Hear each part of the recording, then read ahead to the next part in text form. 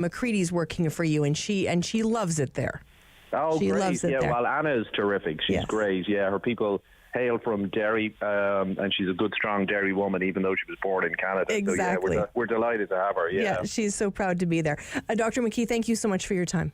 Thanks, Sam. Dr. Eamon McKee joining us, the Irish ambassador to Canada. And what a fascinating opportunity to learn about these 50 Irish lives.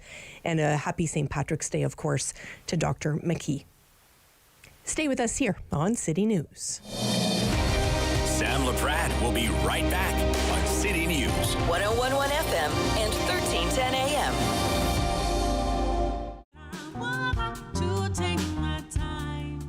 Hi, my name is Kelly Lee Evans, and I am so excited to be performing for Encore Ottawa 3. Into the deep unknown. My performance will be coming out this week, so stay tuned. Hi, I'm Justice. And I'm Nia. And we believe dreams fuel revolutions. That's why we're engaging with Canadian icons and the causes they support. Join us for these inspiring conversations and find out how you can be revolutionary. For 25 years, you've been helping to make our roads safer by doing the right thing. You've been the designated driver, you've stayed over, called home, you've called a cab or a friend, and planned ahead. Let's keep doing the right thing. Support sober driving by getting yourself and your friends home safely. Do the right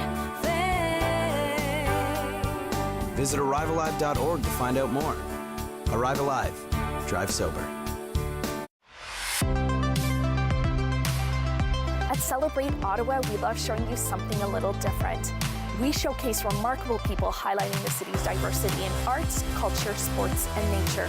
We will show you features that prove Ottawa is a vibrant and exciting city. We'll entertain you and we'll even teach you new things. Join me, your host, Lila Grine, as we explore and celebrate Ottawa.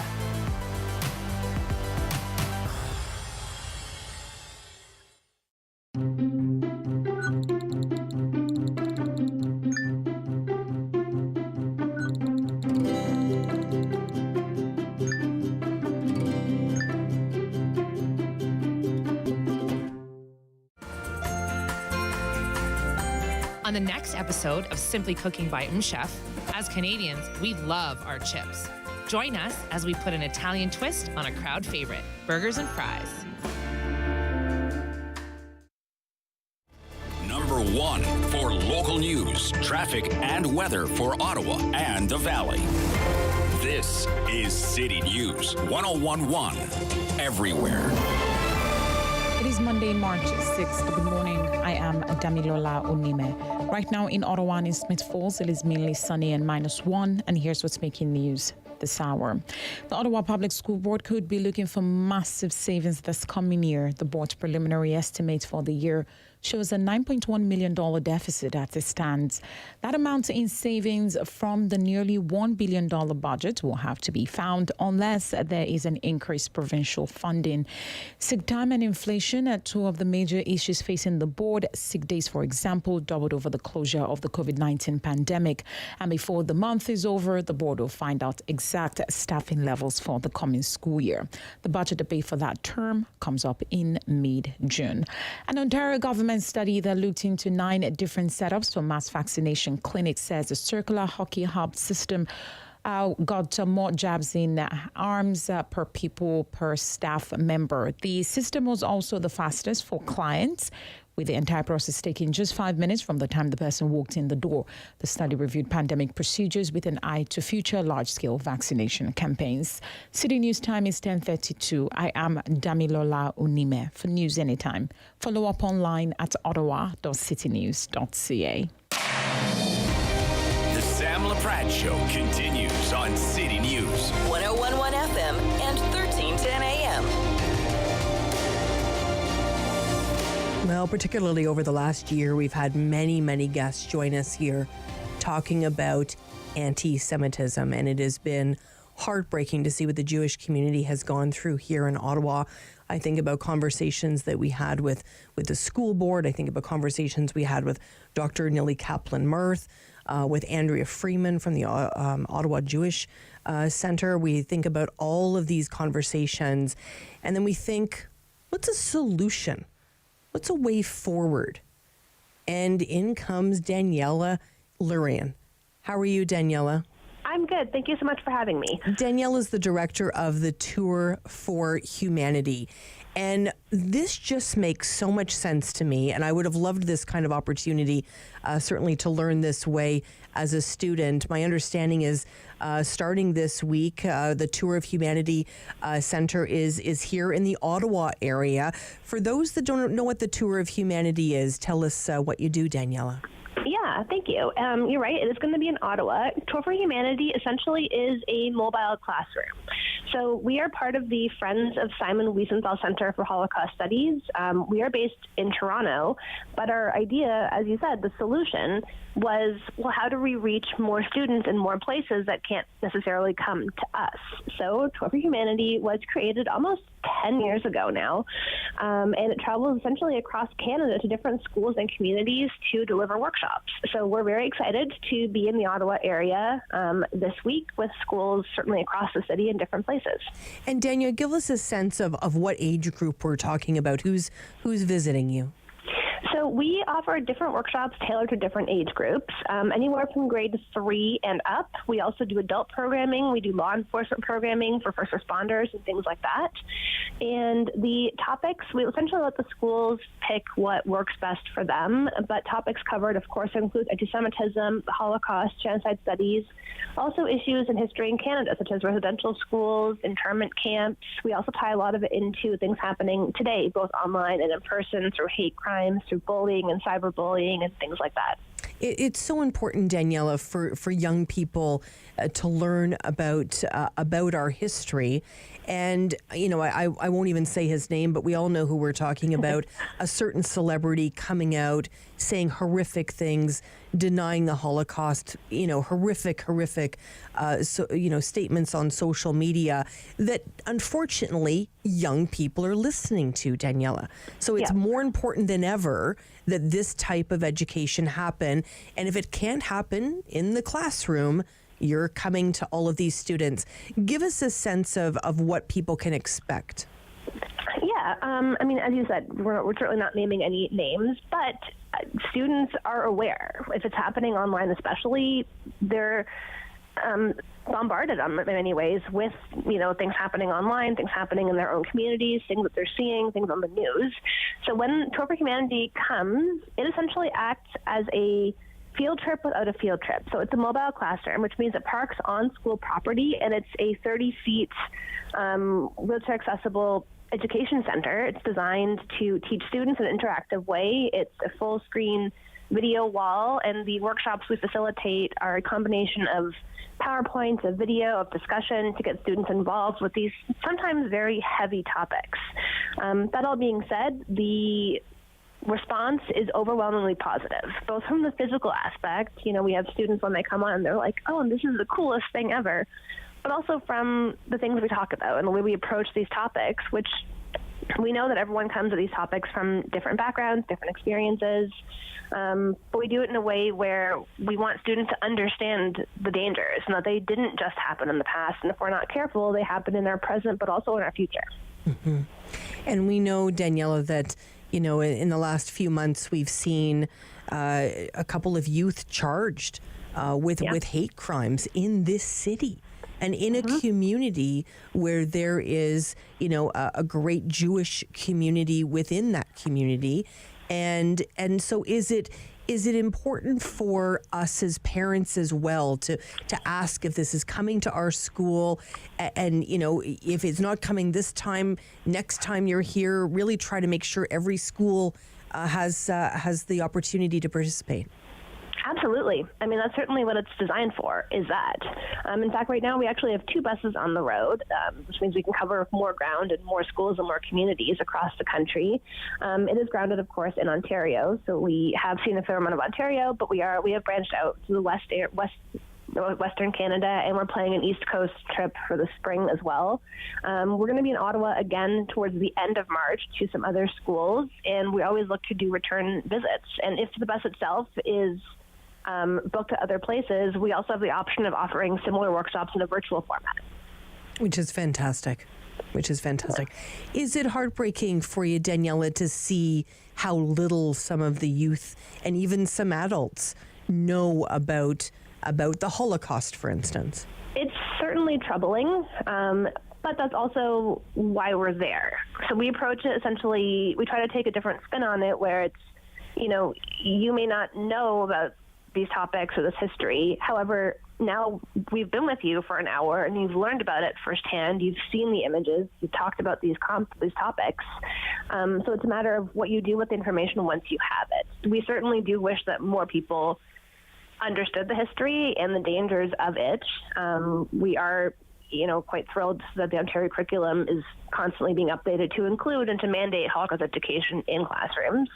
There's still a ways to go, of course, but that's also why we're there, is to help support teachers and students and curriculum and educators in this topic. We're speaking with Daniela Lurian, Director of Tour for Humanity. Daniela, do the youth understand when they spend time with you, and that in many cases it was people their age that have been affected, and whether that be with genocide, the Holocaust, any of the human rights issues that you talk about, sometimes it's people their very age? Yeah, we certainly try to impress upon them exactly that, in that it took people knowing things were happening and standing by and doing nothing. Like, those are almost in many ways the universal lessons. We're grounded lessons of Simon Wiesenthal, who was a Holocaust survivor, but he truly believed that the Holocaust was not just a Jewish story, but a human story. Humanity suffered, and we were going to be able to learn. We had to understand how it started. As you said, it began with people sometimes the age of students, and it began with words and behaviors of us and them. That's obviously simplifying it, but on a different scale, it's one group being intolerant of another. So if we can understand the dangers and the root cause, then we can learn from it. What schools are you going to be at, Daniela? Today, the bus is at Notre Dame Catholic High School, and the rest of the week, it'll be at a couple of different public, both high school and elementary schools. And then the end of the month, it'll be at a few other Catholic board schools. That's wonderful. I'm hoping it's heading to my daughter's school. She's at Sacred Heart in Stittsville. I'm hoping it's heading there. I know she would really get a lot out of this opportunity. Thank you, Daniela. It might actually be. Thank you so much. Good. I hope so. Daniela, thank you so much for your time today. Thank you so much for having me. Daniela Lurian joining us, Director of the Tour for Humanity. I didn't even know anything like that existed, and that's why we love doing this show every single day. I don't know about you, but I'm kind of excited about the Ottawa Senators, but I'm trying not to get too excited. I don't want to jinx anything, Noah. It's like the first time, I think, since I've moved to Ottawa that there's a real, genuine excitement brewing inside of me. There you go. And we're going to have Steve Warren on a little bit later. I can't wait to hear him break down what happened. I know, it's so exciting. So Steve Warren, of course, hosts a podcast here on City News, talking all things Sens. I have to tell you, I got a little teary-eyed watching Jacob Chikrin. Yeah, it was incredible. Talking with our very own Kyle Bukakis, talking about his grandpa. I know. And they showed, so for those that didn't see it, they showed his grandpa standing in the stands. And I love this. He was eating like a donut or something out of a Tim Hortons bag and had like a Tim Hortons, and he was like cheering his grandson on. And they showed it. And Jacob got so emotional. Yeah. And I just thought that was so sweet. You know, he scored a goal and he was there and his grandpa cheering him on. It was lovely. Oh, I know. And I think something I was reading, I believe, last night was another one of the players who was with him on that pressure play on the goal. And he said, I kind of left him alone just to make sure he knew he was alone on the Jumbotron there. And it's not just, it kind of highlighted to me that it's not just the fans welcoming Chechrin, but the rest of the players as well. So it's very exciting. Very exciting. We're going to break it all down, like Noah said, with the one and only Steve Warren. About an hour from now, we're going to be joined by Steve. We're very excited about that. We love chatting all things Senators with Steve Warren. When we come back, we're going to talk all things fuel with the one and only Dan McTeague, President of Canadians for Affordable Energy. I don't know about you, but I've noticed the gas pump has gone up about 20 cents in a week. We're We're going to ask Dan about that too. Stay with us here on City News. Sam Laprade will be right back on City News. 101.1 FM and 1310 AM. Your City News forecast for today could be a windfall of cash. With our weather guarantee, if we're off by 3 degrees, you could win. Enter at ottawa.citynews.ca. And if you hear your name on Wake Up with Rob Snow at 7:21 a.m., call in to claim your cash. Play 4 games of bingo from the comfort of your own home each Monday at 7 p.m. for your chance to win money from our $2,000 regular bingo or $5,000 super bingo night. Kiwanis TV Bingo, Mondays at 7 p.m. on Rogers TV.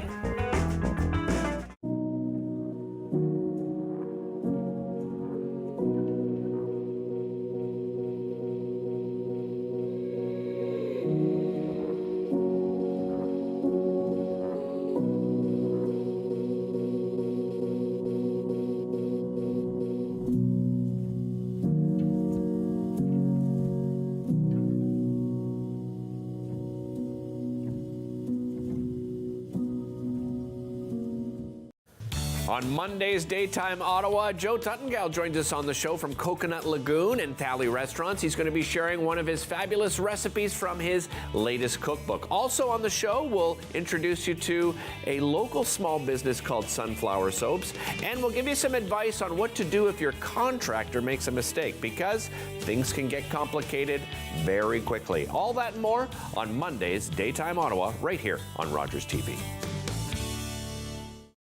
Hey everybody, my name is Karen. I'm here with my best friends Shane and Monique. Join us on Rogers TV for Fitness Faction. Every week we're going to take you through a full body workout. We've got strength training, we've got cardio, we've got HIIT. Ladies, let's get back into it. I think we've got 10 more skaters. Let's go.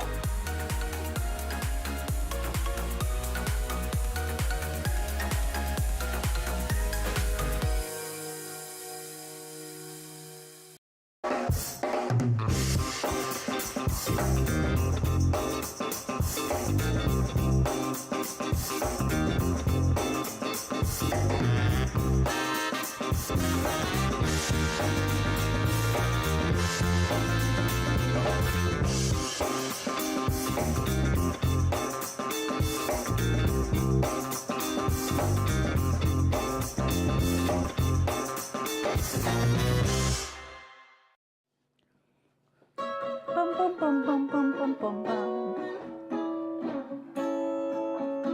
$20. $20. We're on the line for $20. Hello, I'm Jim Deeks, host of Canada Files. I hope you'll join me each week for interesting and informative discussions with some of Canada's most impressive people.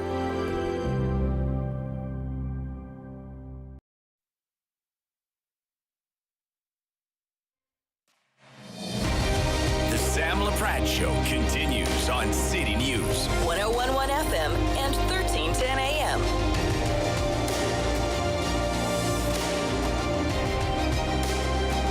And we're back on City News. I'm Sam Laprade. We wanted to spend some time today with Dan McTeague, president of Canadians for Affordable Energy. Hi, Dan.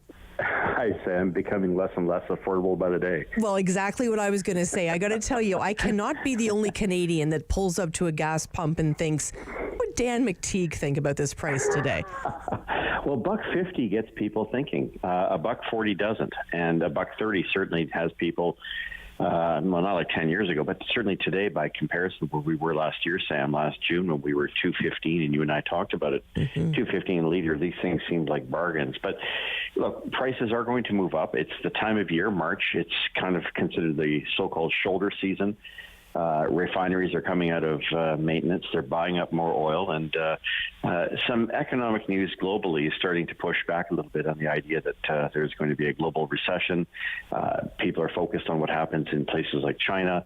Of course, the ongoing, issues, geopolitical issues, don't seem to be putting a dent in economic activity. Good economic news, but on the horizon, Sam, we always have to look at what really makes energy traders nervous, and that's higher interest rates. They believe that will bring about demand destruction, and that's why, ironically, we've been paying. Here in Ottawa, I saw some gas stations last weekend as low as $1.34, $1.35, now $1.50, $1.51. So I have to tell you, I've got a bumper sticker that says "I brake for cheap gas," and I saw $1.34, and you should have said, I've never moved so quickly. Pulled right into that gas station and filled up as quick as I could. And to your point, the very same gas station I did that at, Dan, it's this morning it was $1.52. Yeah, so Sam, let's look at what happened last week. The wholesale price for gas stations after tax, they pay it before they pass it on, here in the Ottawa region was about $1.34. So they were selling you gasoline for what they buy it for. This week, the same gasoline is about $1.42. They make an 8-cent retail margin. That station that sold for $1.34 could very well be selling it by tonight back at $1.43, $1.44. But yes, in the mornings here in Ottawa, prices tend to be a little higher. In the afternoons, they tend to come down. The gas station really has control over only 8 cents, the last 8 cents of a liter. And so, that's, the weigh-in time you bought it was a gas station giving away gas for what they had to pay for it. Really interesting. I'm always fascinated when I chat with you. I always walk away with some nugget or two that I take to the pump with me, Dan. Let's talk a little bit about the sustainable job plan. Is it sustainable, Dan? I don't think so. And it's basically, it would sound great if, hey, we're going to lose all these jobs in the energy sector, which is, by the way, probably the biggest revenue maker for all governments in Canada. But the government's proposal is referred to initially as the just transition. Now, of course, the sustainable jobs is neither. And so what we have is a government saying, look, these jobs have to disappear. Not that they're going to disappear, because oil demand, natural gas demand, as we saw from, Germany coming to Canada saying, please give us some natural gas. Japan coming to Canada saying, please give us some natural gas.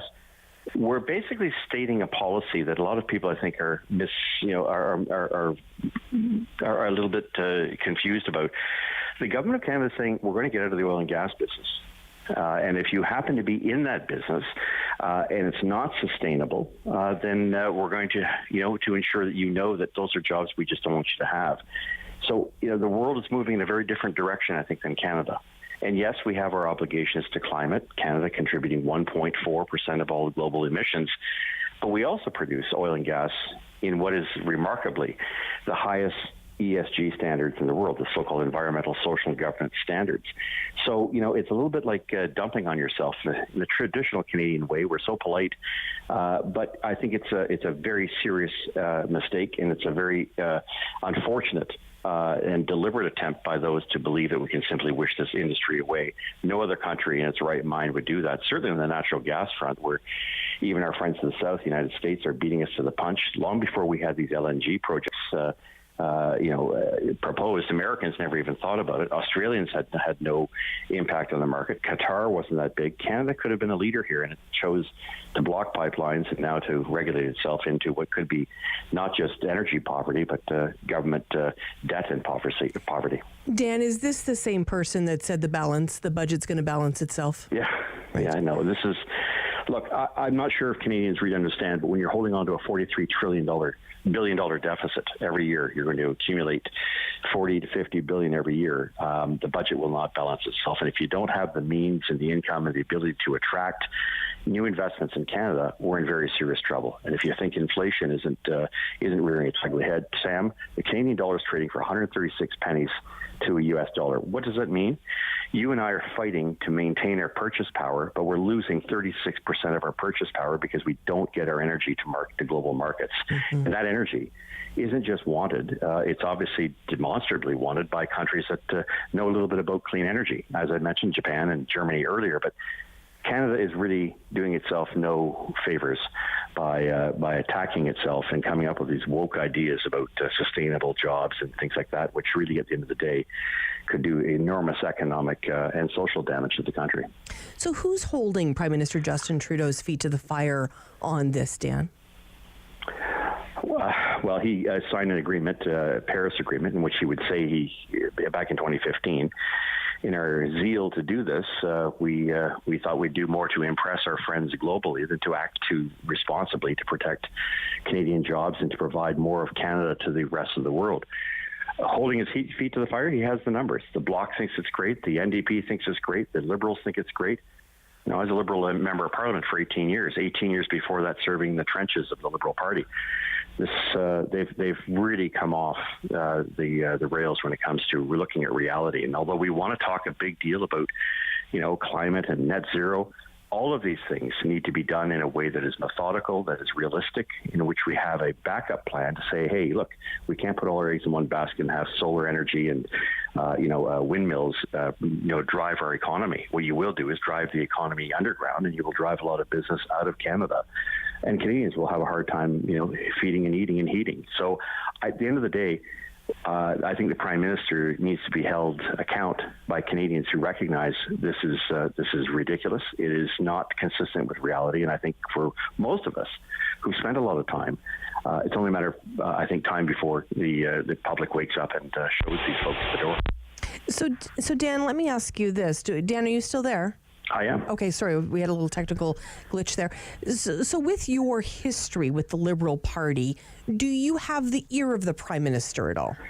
Oh, no, definitely not. Previous prime ministers I would have. And I can tell you for a fact, Sam, that and many of your listeners will know my work on trying to help Canadians with predicting gas prices, but even before that, going after the oil industry in a way that no MP has done, was really about trying to get the industry to behave more competitively, not to kill off small independents. But I can tell you without hesitation, Jean Chrétien and Paul Martin, both whom I served, made it abundantly clear that not to attack that industry, because that industry was the very means by which the Canadian government could balance its books and by which it could grow with the economy. By selling more oil, more natural gas, more natural resources, our country was able to pull itself out of a significant debt that it had placed itself in over generations. A debt that now seems to have revisited ourselves because we've lost sight of what makes this economy tick. Like it or not, Canada is blessed with an abundance of energy resources the world wants, and it's our only way in which to make ends meet. And that includes being able to pay for all those wonderful green programs that we have out there. This is not money that grows off trees, and the money we're using today, to a large extent, is borrowed money that is likely to eclipse the prosperity and the dream of Canada for generations to come. So let's say we're talking in 2033, Dan. Let's say we're both still around and they still let this mic go on for me. What's the conversation you and I are having in 2033 on this issue? Why did we allow ourselves to paint ourselves into a corner? Why didn't Canada step up to the plate? Why didn't Canada, with the third largest provable reserves in the world, block economically Russia, who has the eighth largest provable reserves in the world? Why do we block pipelines that could have helped Europe and helped the world create a much more stable place, while at the same time recognizing our environmental and human rights and labor code standards and the wealth that provides is something that continue to be the envy of the world. We lost our way. I think there's time to turn that around a little bit, but I think we have to get real. The world's going to use more natural gas, more oil. The question is it going to come from shady countries like Iran, Venezuela, and other countries with significant checkered human rights, or we're going to get Canadian energy out to global markets while at the same time using those finances to create that so-called green utopia that we're all looking for. Mm-hmm. Dan, when are we going to see $2 gas again? This summer, likely towards June, but it won't be very long. I think 190 is probably a better estimate. Sam, we have the increase, which is a much larger increase on gas prices on April Fool's, so in about 3 weeks. That will increase about almost 4 cents a liter. 2 weeks out, that's the carbon tax. That goes up every year by the same amount. We have the switch over from winter to summer gasoline on the 15th. That's another 5 or 6 cents a liter. So there's 10 cents right there. And then we have on July 1st, the beginning of the clean fuel standard, the second carbon tax the Trudeau government brought in.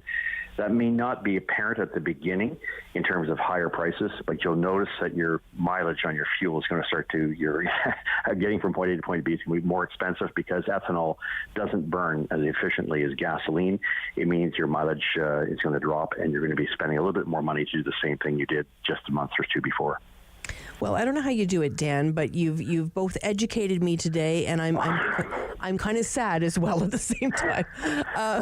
But I really do value what you bring, Dan. I always learn something. No problem, Sam. Thank you. Forearmed, forewarned, something like that. There you Thanks, go. Sam. Absolutely. Always a pleasure. Always a pleasure. Dan McTeague joining us, president of Canadians for Affordable Energy. Wow. We're going to be seeing gas prices hike up there, so it's not looking good heading towards summer. We appreciate Dan's time today. We've got lots of guests coming up for you. Jennifer Stewart's going to join us. She's the president and CEO of Syntax Strategic. We're going to be talking about that Liberal Party leadership. Stay with us here on City News. Sam Laprade will be right back on City News. 101.1 FM and 1310 AM. Hi, I'm Danielle Allard, and I am a proud Ottawa born and raised singer-songwriter, and I'm part of Encore Ottawa 3. I really hope you like the music and just come and see all of the talent that Ottawa has to offer. Every year, dozens of Canadians are killed or seriously injured because they take risks around railway tracks. Talk to your loved ones about rail safety. Visit stoptracktragedies.ca. Think it's okay to drive high? Think again. Drug-impaired driving is as illegal as drunk driving, and in Ontario, the penalties are the same. If police suspect you're driving under the influence of drugs of any kind, or a combination of drugs and alcohol, and you fail a roadside test, your license will be suspended immediately for up to 30 days. You'll pay a penalty of $198. And you can be charged with a criminal offense of impaired driving, the same as alcohol. Driving high is never okay.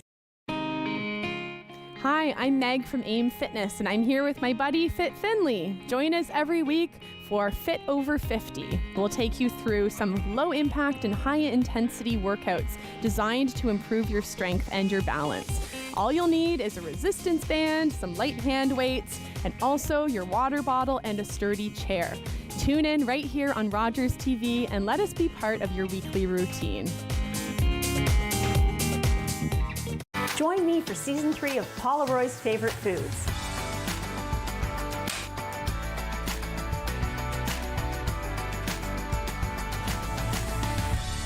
Whew, that was a lot. I think I need a nap.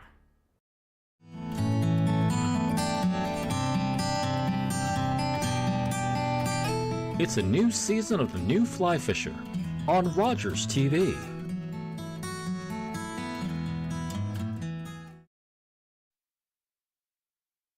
City News. CIWW 1310 AM in Ottawa. And CJET 101.1 FM in Smiths Falls and the Valley. Number 1 for local news, traffic, and weather for Ottawa and the Valley. This is City News 101.1 everywhere. It is Monday, March 6th. Good morning. I am Damilola Onime. Right now in Ottawa, mainly sunny, -1. Also the same temperatures in Smiths Falls. And here's what's making news in Ottawa and the Valley. Also, Transport is trying to court more hybrid workers to ride transit. City News reporter Chris Curris has the details. Between paying for a single ride or buying a monthly pass, hybrid workers right in that middle. And with federal public servants doing just that right now, thousands of potential transit users are kind of stuck. We are examining options to create fares that would encourage hybrid workers to choose transit. General Manager Renee Amilcar explains that it's all part of a new communications strategy that OC Transpo is employing to try and boost their ridership levels, which sat at 62% of pre-pandemic numbers last month. Chris Curry, City News. With the weather forecast for Ottawa and the Valley, here is City News weather specialist Denise Andriachi. Still hanging on to that sunshine through the afternoon, and we're partly cloudy overnight down to -8. It's been a lovely day today and a solid start to the week weather-wise, but we are a bit unsettled and colder for Tuesday. 1 to 3 centimeters of flurries expected, highs near -3. Overnight tonight, -8. City News time is 11:02. The provincial police watchdog is investigating a police-involved shooting that happened on the weekend. On Saturday evening, officers were called to a townhouse complex on Garden Glen Private in Nepean. The callers reported a man with a gun. Police tried to contact the 28-year-old suspect by phone. Then they tried knocking the door of the townhouse. After a while, there was a brief exchange of gunfire. The suspect was struck. He retreated into the home but later surrendered. He's recovering from the serious injuries that he sustained. Meanwhile, talks between CN Rail and Unifor, the union representing thousands of rail workers, has voted in favor of strike action. City News reporter James Mackin has the details. 98% of Unifor Local 100 voted in favor of strike action, as did 97% of Council 4000. There were 5 rounds of talks which began back in October, and Unifor says during the 5th round, the rail provider asked for concessions regarding early retirement. Bruce Snow, assistant to the national officers of Unifor, tells me that the union is not willing to make a deal until those concessions are removed. So this is a company that just grossed $1.42 billion in the last quarter, and it's unacceptable to our membership that the company would be tabling concessions. He adds that the earliest possible date a strike could begin is March 21st, but they are heading back to the table for one last chance at a deal next week. CN Rail says their most recent offer includes increases in both pay and benefits, alongside resolving outstanding issues between the parties. James Mackin, City News. I am Damilola Onime. For news anytime, follow up online at ottawa.citynews.ca. The Sam Laprade Show continues on City News. 101.1 FM and 1310 AM.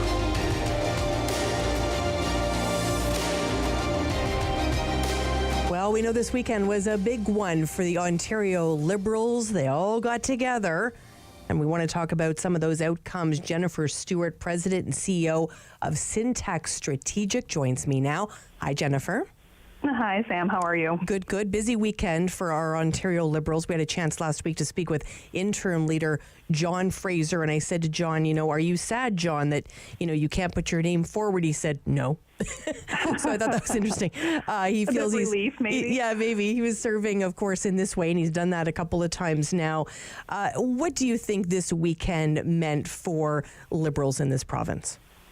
I think it means a lot of things. I think it's an opportunity for a bit of a rebirth politically. We saw a few things change. We saw great support from the interim leader for the process change, which is now a one-member, one-vote system, which really allows anybody to join the Liberal Party and cast their vote very similar to the federal system, which also includes a lot more people in the political process. So if the Liberals are going to take on the majority government of Doug Ford, they need as many people in that tent as possible. So you saw a shift in tactics, and very similar to the federal Liberals when they had the opportunity to kind of bring in a shiny new leader in Trudeau at a time when the party was really suffering. You see that opportunity here provincially. The party is not in good standing. It's not in standing at all. And you have an opportunity to bring in somebody like a Yasser Naqvi, our local member of parliament here in Ottawa, to kind of rejuvenate the image of the party. So kind of a time where, you have that opportunity to propel the brand forward, but all the steps better be done correctly, because one misstep and you're going to have your third strike as a party. So opportunity, but also risk. It's really interesting. I mean, I look back to the last election, of course, in 2021, and the leader they put forward at that time was Stephen Del Duca. And I have to tell you, Jennifer, he just didn't connect with people. And I tried here on City News. I tried in my conversations with him, getting to know him. And he was sort of a difficult person to sort of get a story out of. And if you know what I mean by that. I think you just said that really nicely, Sam. So kudos to you. he had very little personality. Like, if I wear my government relations and communications hat, you're looking for that point of connection with voters. Because at the end of the day, we are a political system where we're very much in the middle. There's not a huge drastic change between Conservatives and Liberals, despite what some partisans may tell you. So it really comes down to the person, the connection you make with the person. And you can have the best team behind you. I'm not convinced he did, but you can. And if that individual doesn't have that ability to relate to others, you're out to sea, right? You don't have the opportunity to really bring that brand to that individual. So they really need to make sure they have someone with charisma and with charm, because the Liberals are nowhere to be found. I mean, the Ford government really is owning the media at this point. I mean, they're underwater with the developer scandal a little bit, but the Liberals certainly aren't holding them to account because they don't have the internal communications mechanisms to do so. So they need to focus on rebuilding, and they better be sure to get the right leader in place, or else, they risk floundering once again. Say what you want politically about Doug Ford. You can agree or disagree with him. He does resonate with a lot of people in Ontario just because of the fact that he comes across as authentic, a little bit folksy, but relatable. So, they hopefully can get this right this time around. And I agree with you. I think to a certain degree, he gets that on occasion. The stag and doe controversy, I think, added a little bit of, wait a second, I'm not inviting people into my backyard for $150 a pop, So I think that kind of hurt him a little bit. And you have to watch that, because people aren't fools. People are generally very smart and much more plugged in than you realize. So if they feel that you're kind of giving them this folksy persona to be relatable as a politician, and then behind closed doors, you're charging $1,200 a ticket and bringing in the elites of the world and not following the rules that have been prescribed for you, they'll be cautious. So when you do have that public persona, you need to be dedicated to the fact that it needs to be consistent. For sure. And I think a lot of Ontarians, if they're planning a wedding or they're planning one for their children and saving up for that, and they're pinching every penny, and this is what happened in the Ford family, it just feels a bit odd. Back to the Liberals, Jennifer, when we think about who's going to lead this party and the timing of all that, when I spoke with John Fraser last week, he said all that's to be worked out. Some of the names you mentioned, Yasser Natfi, we've heard Stephen Blais may have some intentions that way. We've heard Bonnie Crombie, the Mississauga mayor, in the footsteps there of Hazel McCallion, the late Hazel McCallion. So we think about people like that have sort of said they may be interested. And I will say, out of when I think about Yasser particularly, that warm personality, just because I've had an opportunity to interview him a lot, I think Stephen Blais would have a little way to go there. And I don't know Bonnie very well. Are there other names that you have had an opportunity to hear? In my opinion, it's really a two-horse race. It's Yasser Natfi and it's Bonnie Crombie, if they can get her to step up. She is the mayor of the fastest-growing city in Ontario. She has federal political experience. Let's just call a spade a spade. She is a woman, and a very competent woman. And I know Yasser personally as well, and he is just so charming when the cameras are on and when the cameras are off, and he's so dedicated to the job and the community, and that it's coming from an altruistic place. So I think if the party kind of encouraged others that have an eye on leadership to step down, truly make it a two-horse race with two incredible candidates that can debate the issues and present kind of two aligned visions for the province, but different nuances in terms of how they lead, I think that would be incredibly strategic. I think when you kind of deconcentrate the amount of leaders that are vying for the position, you take away the attention span of the people of Ontario, right? You only have so much attention for politics to start with. So if you're going to be asking for that attention, make sure that it's well worth it with two leaders that are captivating and have a vision and are going to sound and act different than what they've seen in Del Duca.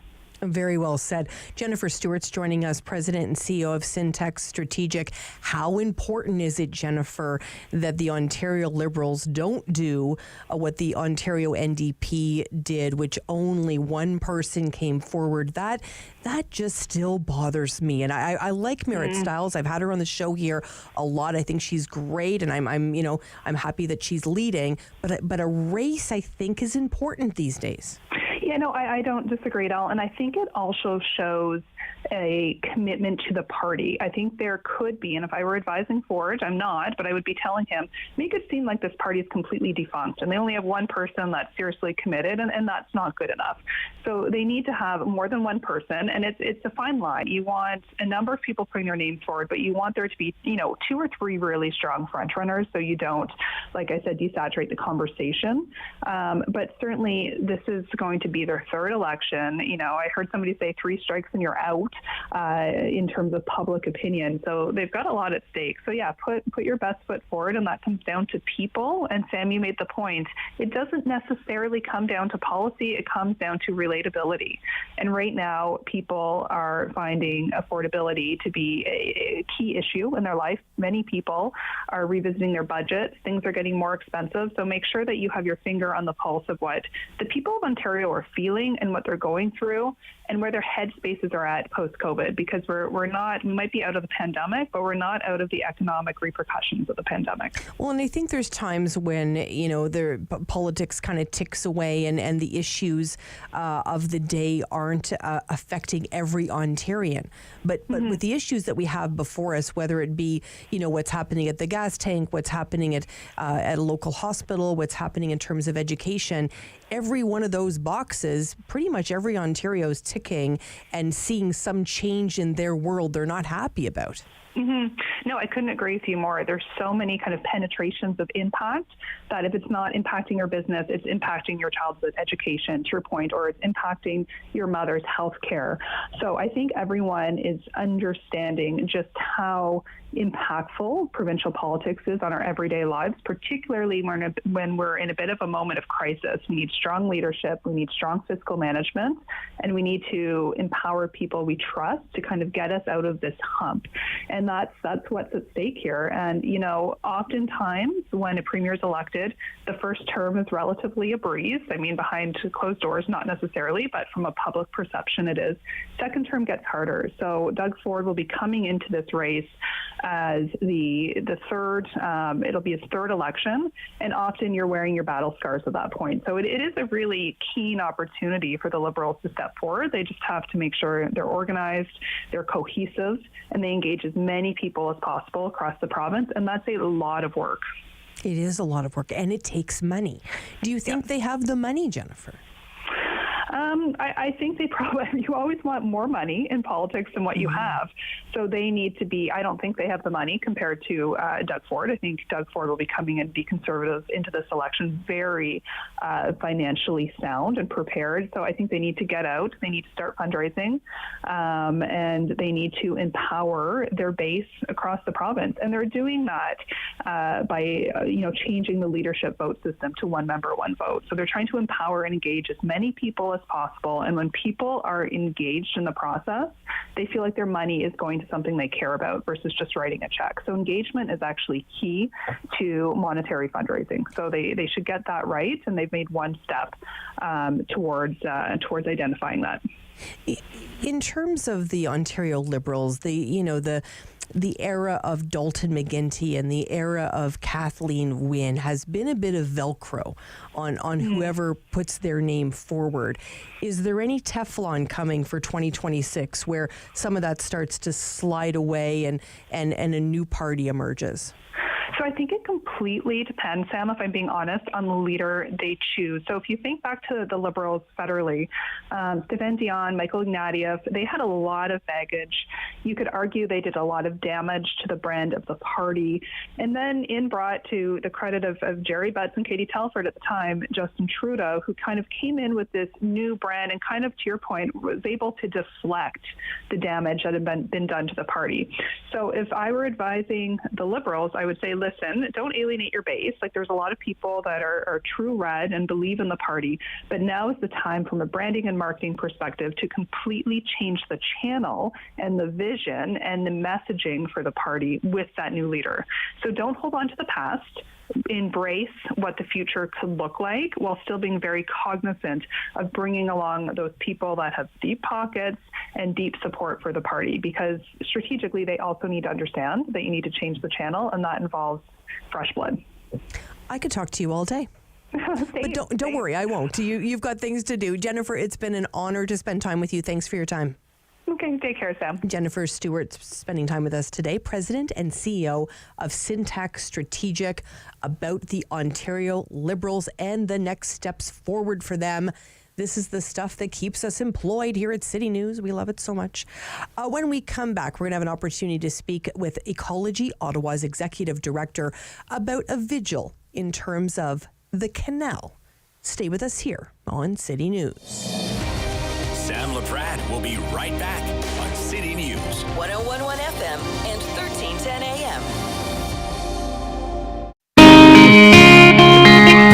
Hi there, this is Meg from Fit Over 50. In our next workout, we're going to be using weights for a full body workout. You can expect both beginner and advanced options. See you then.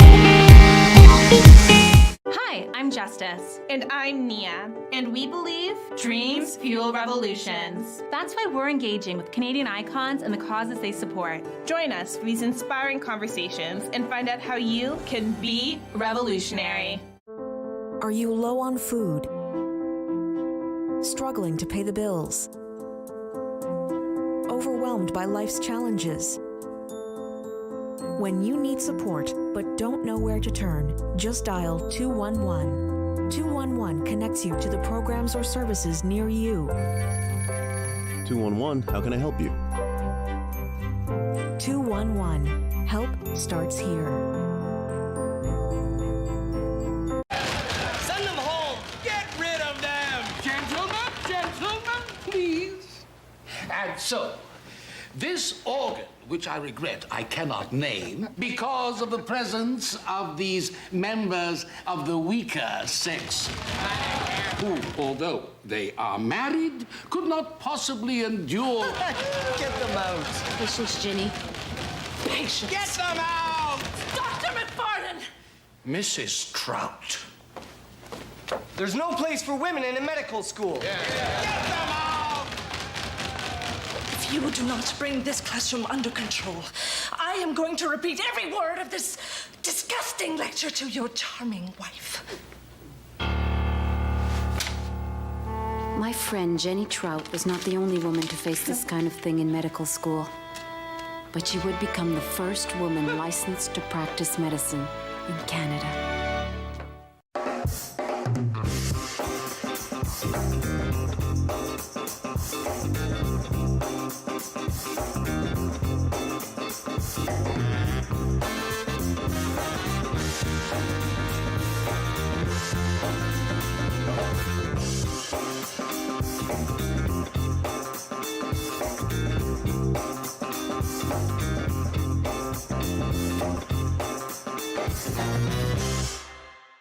October 5th, 2014, my daughter was hit by a train. She was walking along the sides of the tracks, and it shattered her world.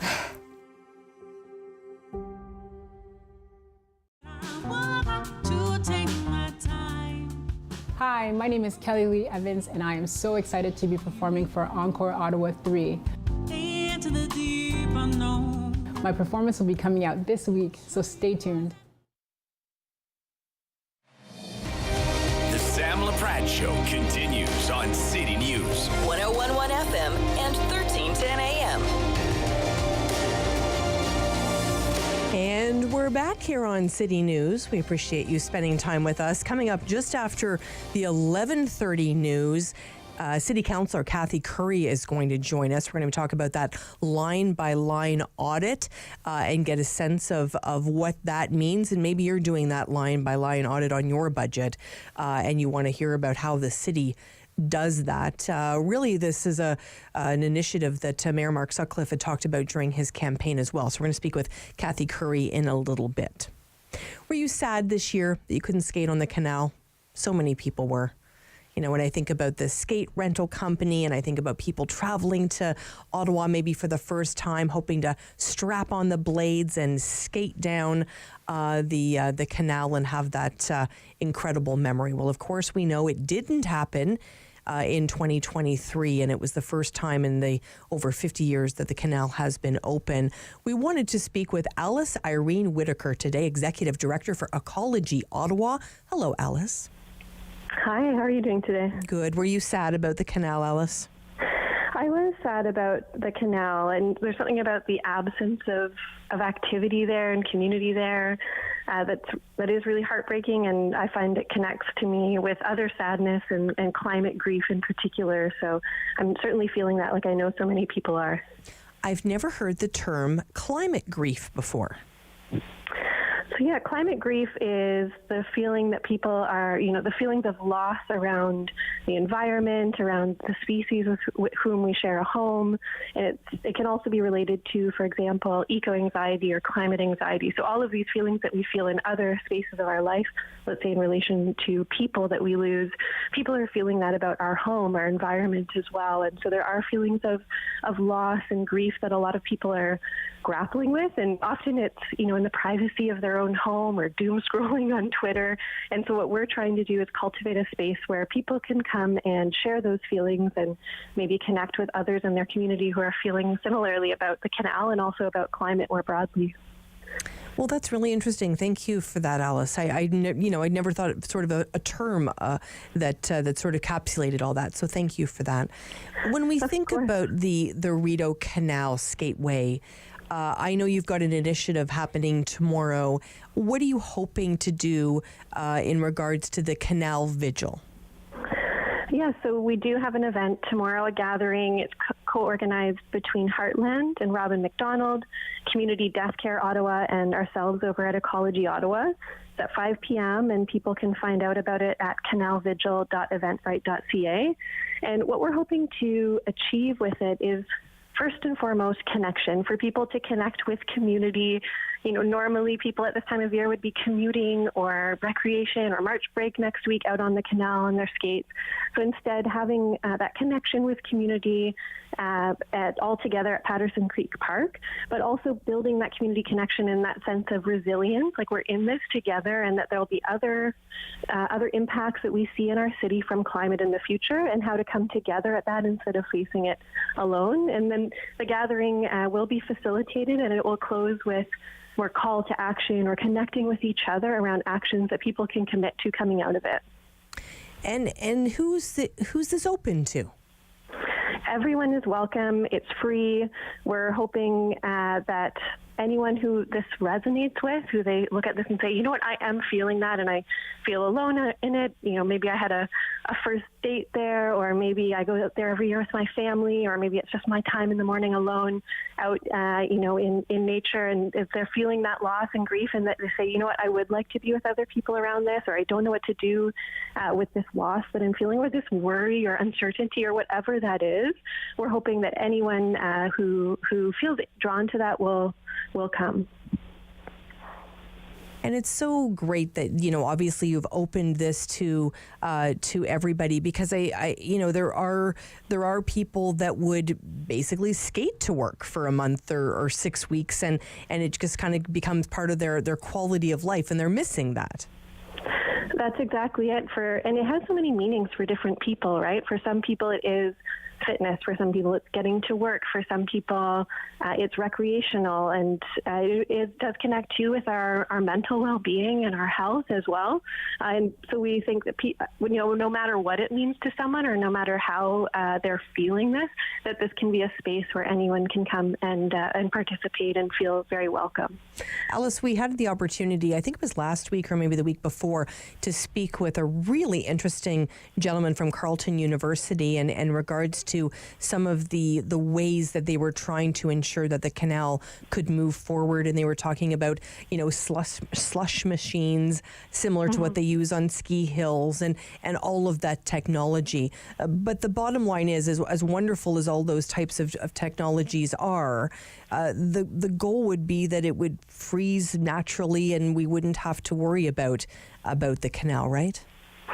Yes, that's what we all wish. No one asked to be in this situation of climate change and rising temperatures, extreme weather events that we're seeing already in Ottawa. No one asked for that, and if we could just snap our fingers and have it freeze naturally and be available easily to us, that would be wonderful. I know the folks over at Carleton are doing great work on research and exploring those options, and that's good to do. But more broadly, we need to be saying, how do we tackle climate change? How do we take real climate action and make sure that we are fully committed to it? And it is hard work, and it is not what any of us want to be doing, and it costs money and all of those things, but it matters so much. Our home matters, our way of life, our well-being, like we've talked about, and having things like the canal freezing and everything that we've always known to still be there. We need to work towards that and so much more. The canal is one expression of the climate crisis, but there's so much more that this connects with. Alice, thanks for your time always. It's a pleasure to speak with you. Thanks so much. And we invite people to check out canalvigil.eventbrite.ca and join us tomorrow. We're really looking forward to it. Thank you. Alice Irene Whitaker spending time with us today on City News. She's the Executive Director of Ecology Ottawa. When we come back, we're heading to Canada North. We're going to spend time with City Councillor Kathy Curry. We're going to talk about the budget and really what it meant this year, but it also moving forward. And what does that working group do in terms of that audit, going line by line? Can you imagine going line by line in a $6 billion budget? Well, we're going to ask Kathy Curry all about it when we return on City News. Sam Laprade will be right back on City News. 101.1 FM and 1310 AM. Hi, I'm Justice. And I'm Nia. And we believe dreams fuel revolutions. That's why we're engaging with Canadian icons and the causes they support. Join us for these inspiring conversations and find out how you can be revolutionary.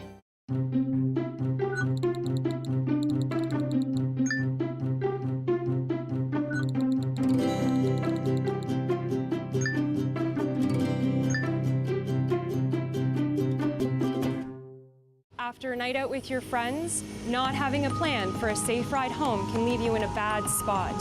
You could end up riding in a police car, an ambulance, or a hearse. These unplanned modes of transportation can be a costly choice and do not take you home. Your plan could include a designated driver, a taxi, or public transit. Drink responsibly, choose your ride, and have a plan for a safe ride home. Visit arrivealive.org to find out more.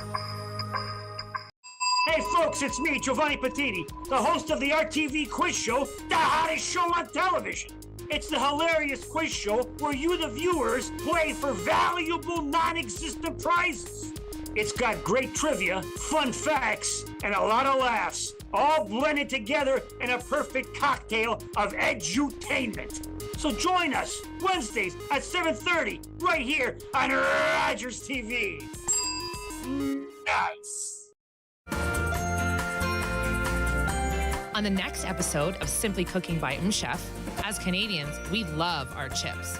Join us as we put an Italian twist on a crowd favorite, burgers and fries. Your City News forecast for today could be a windfall of cash. With our weather guarantee, if we're off by 3 degrees, you could win. Enter at ottawa.citynews.ca. And if you hear your name on Wake Up with Rob Snow at 7:21 a.m., call in to claim your cash.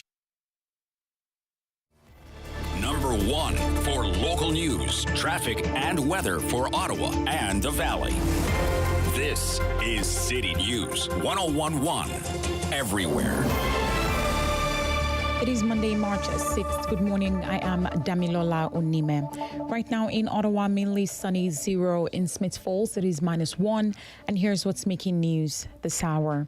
The municipality of Mississippi Mills is offering kids in the area free skating lessons. There are afternoon classes available during March break between March 13th to 17th at both community centers in Almont and Packingham. The sessions are in the afternoon at different times, and you can check the community center site for the available time slots. Meanwhile, the president of the EU arrives in Canada today for the start of a 3-day visit. Ursula von der Leyen will meet with Prime Minister Justin Trudeau to discuss Canada's ongoing close relationship with the EU. The trip will include stops here in Ottawa, also in Kingston, with business and trade top of mind. The leaders will also discuss their ongoing solidarity and support for Ukraine. Von der Leyen's visit comes on the heels of Canada's top soldier's surprise visit to the war-battered country over the weekend. The Chief of Defense Staff, General Wayne Erse, met with Ukrainian soldiers and observed firsthand the result of Canada's support for Ukraine in its fight against Russia. Meanwhile, Iran's supreme leader says if it turns out someone poisoned schoolgirls, they should be sentenced to capital punishment and there will be no amnesty for them. This is the first time Ayatollah Ali Khamenei has spoken publicly about the suspected poisonings, which began last year and have sickened hundreds of children. There have been suspected attacks on more than 50 schools since November, leading to videos of upset parents and schoolgirls in ERs with IVs in their arms, following flooding social media. City News time is 11:31. I am Damilola Unime. For news anytime, follow up online at ottawa.citynews.ca. The Sam Laprade Show continues on City News. 101.1 FM and 1310 AM. Okay, here we go, everybody. We're heading to Canada North, and we're going to get caught up with Kathy Curry, City Councillor. Hello, Councillor. Hey, Sam. I can't even imagine doing a line-by-line audit on the city budget of $6 billion. Where do you even start, Kathy? Well, we had our first meeting this morning, and that is exactly what we were asking ourselves, because it is daunting for sure. It's funny, we've talked about it as being a line-by-line review, and we've also talked about it being a program and services review, and maybe that even makes it more daunting, that it's everything. It's just that the number one thing we will need is input into this process and ideas and an understanding really of where our staff are right now with a lot of the reviews they have ongoing. So I think we start with getting all the feedback and, brain power we have out in the community with our staff, with counselors, with anyone who has a good idea, with our organizations, and I think that's where we're going to start. One of the questions that I have, and we see this a lot, especially with the federal government, heading towards March 31st, people say, if we don't spend this money, we're not going to get this kind of money next year, and then they race to buy services or goods. Does that happen at the City of Ottawa, Kathy? I don't know for sure, Sam, but that happens in every organization, it seems to me as well. I've seen it on many boards where, and often it's in terms of a grant that's given. And, if you don't use the full amount, then you didn't really justify why you asked for that amount of money. So there is an effort to try and validate that when it could just be returned. And, those are some of the questions we will ask. Are there situations where we have budgets that are not being spent, but we see them being spent at the very last minute, which maybe tells a different story? So I think that'll be a part of it. And I think that will come from some of the internal staff work where our staff leaders know that process better than, potentially the people on this working group know it.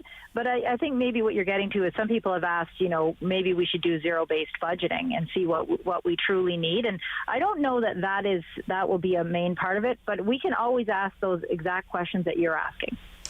And I think that's the part of the process, right? I mean, how you came into City Hall, honestly, it was such a challenging time, Kathy, and for you to even put your hand up and say, you'd be willing to sort of come in during that time and fill that role for a short period of time, and then you put your name forward to run. Is this the type of work you wanted to do, Kathy? Did you want to get deep into the budget like this? Well, I didn't actually think of it like that it would be a budgeting process. I definitely wanted to continue to see how we could make services and programs better for people. So to give you an example, and in our conversations today, some of our conversations were some of the work we will do may, hopefully make things better for people. It just may not save the city money. It may save another level of government money. So I think I got into it thinking, how can I help people be happier, live healthier lives? And you look at the whole category of affordable housing, supportive housing, safety and well-being, and, policing and the alternate response, all of those topics. I sit on committees or boards that deal with all of that. So I think I went at it as, how can we make things better? And now I'm in a process where it really is financial in nature, but at the same time, does it make it better for people? And does it save any level of government money? Because do you remember, Sam, when we were talking about early years, and there was Dr. Fraser Muster's report where it said for every dollar you invest in the early years, you remember, and I think the prediction was you save $7 afterwards, and then that number went way up, and it wasn't just you save $7, it was 27, then it was 107, and the number kept going up because it was saying, you didn't take into consideration if you put money in at the beginning when children are little, then they become healthier. So it saves our healthcare costs, it saves policing costs, it saves, all kinds of other social services costs.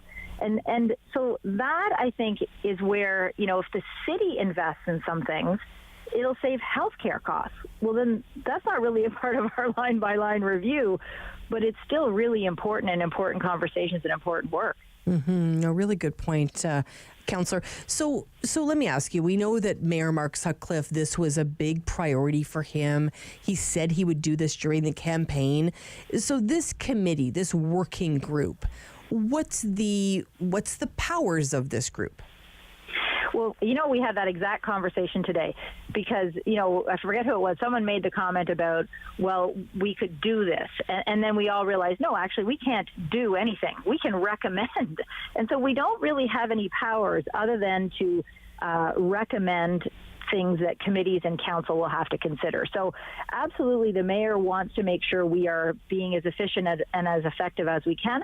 But at the same time, we know that we can propose something and council may say, yes, that would save us, $20 million, but we don't agree with it, the result of it or the concept of it. And that's fair. And so we had a conversation like that this morning about how we almost have to look at things not from the perspective of who will be upset and who will be angry or who will like this or not like this, but it's an option that, maybe, as I think I said at our last committee meeting, maybe if it went forward, it would fail on a vote of 25-0.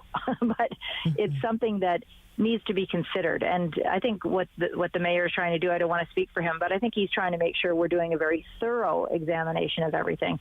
Whether it is palatable or not is not for us to decide. We're speaking with Councillor Kathy Curry. Can we talk a little bit about the police services budget and what you're going to be doing in terms of an audit there? What does that look like? Well, so the police services, I sit on that board. We're just about to do a strategic planning exercise. And, we've heard from, a group like Ottawa Community Housing that's saying, we have community safety officers where the people who are in those positions live in our neighborhoods, and they know all the people who live there. They know what supports they have or that they need, and they actually could be a form of an alternate response instead of police coming to those calls, because it sometimes is just an argument between two neighbors. So how could we save money for police services and for the city as a whole if a different group, who are actually quite knowledgeable and fully trained, of course, could take on that role? And, of course, what about our entire conversation around an alternate response and our next generation 911 and call diversion to other professionals, social service workers, mental health professionals, where there isn't a worry about violence that police would need to be involved, but instead someone needing supports. And so in that strategic planning process with police, that will be the consideration. If there is huge savings to be had, and we see that with Toronto there was something like 70-something% of calls were diverted because they were mental health calls, then what does that do to next year's police services budget?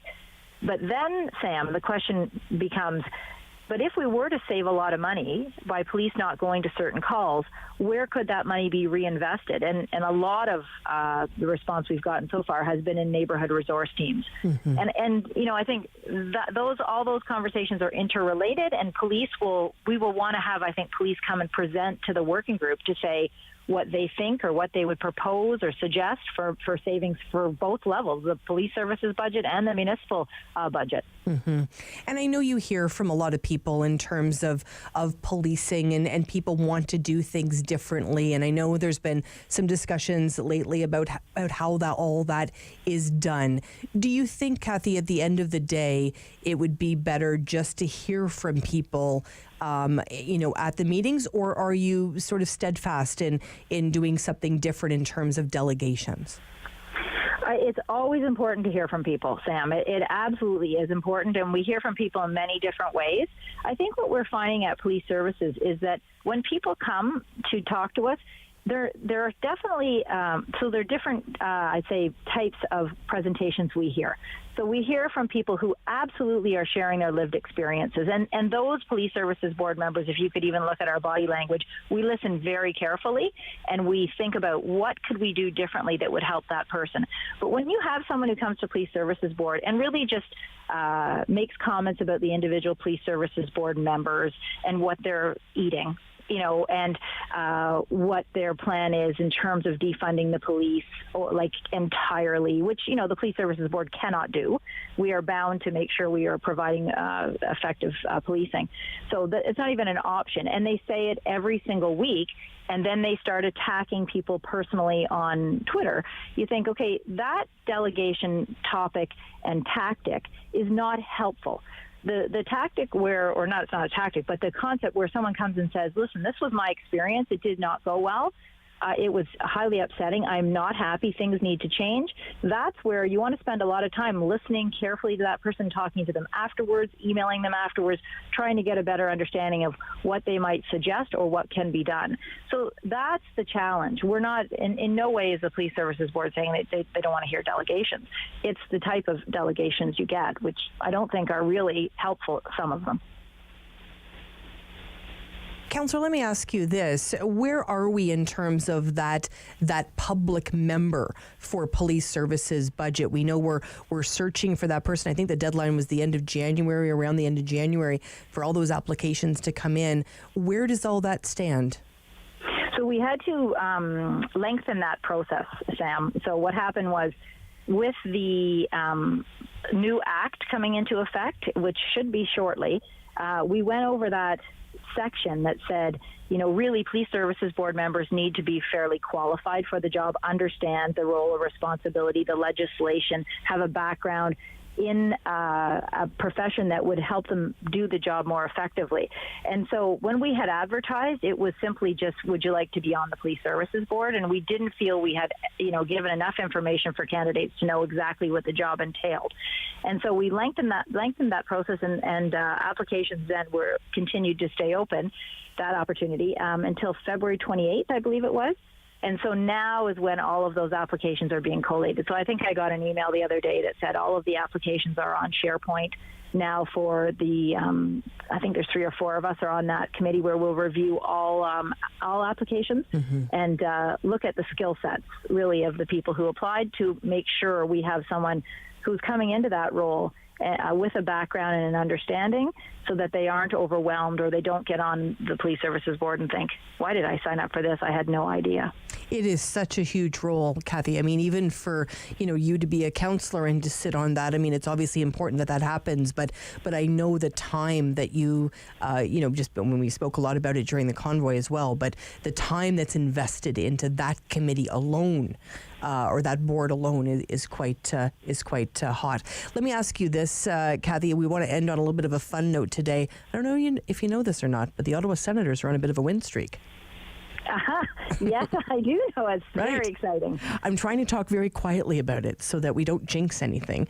But when we see this, we've seen this in the past, and there's just this bubbling, this excitement in the city whenever the Suns are this close, or they actually do make the playoffs. It's exciting, especially for Canada North too.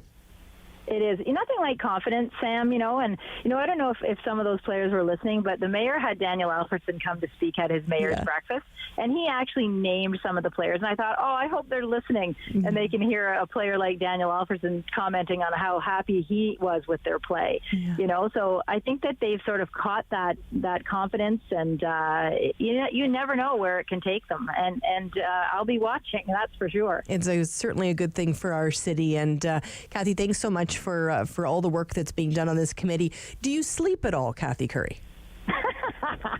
A couple of hours, and I'm not practicing my French horn, for the concert band of Canada. Then I get a couple hours sleep. That's awesome. Thanks so much for your time. City Councillor Kathy Curry joining us today from Canada North, talking about that audit, talking a little police services board, and of course, talking about our Ottawa Sens. we're not done talking about our Senators because Steve Warren's coming up. We're going to talk all things Sens on City News. Sam Laprade will be right back on City News. 101.1 FM and 1310 AM.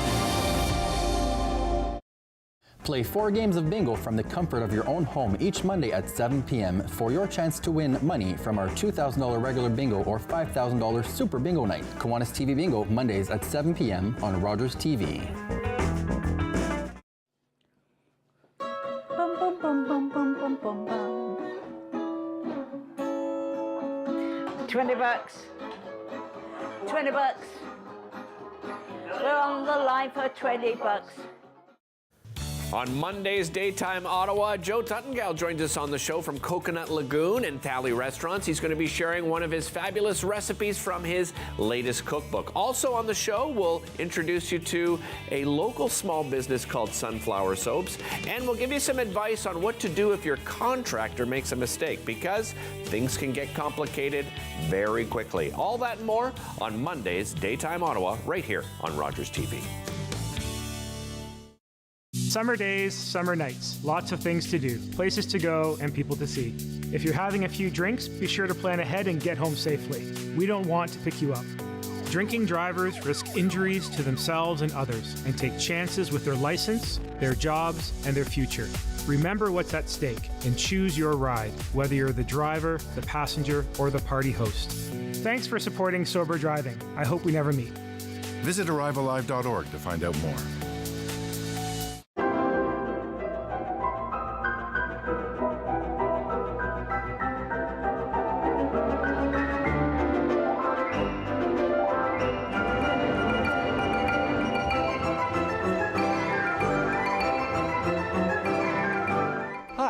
I'm Julian Armour from Music and Beyond. Join us for a new show this spring on Rogers called Music and Beyond Presents.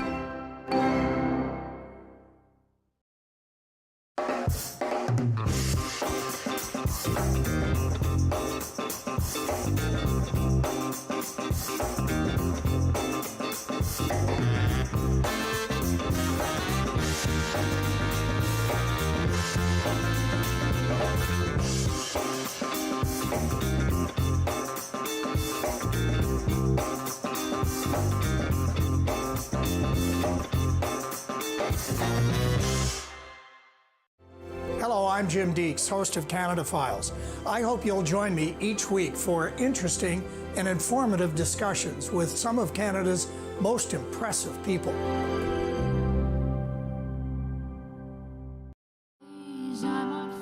Hi, I'm Danielle Allard, and I am a proud Ottawa born and raised singer-songwriter, and I'm part of Encore Ottawa 3. I really hope you like the music and just come and see all of the talent that Ottawa has to offer. The Sam Laprade Show continues on City News. 101.1 FM and 1310 AM. Oh, I've been looking forward to this all morning. My conversation with Steve Warren, host of the Sens Nation podcast and the Steve Warren Sports Show right here on City News, Saturdays at 9 a.m. And he joins me now. Hi, Steve. Hi, Sam. How are you? Good. Steve, we could probably talk for like an hour because there's so much to talk about. Our Ottawa Senators, I don't want to jinx anything, but things are looking pretty good.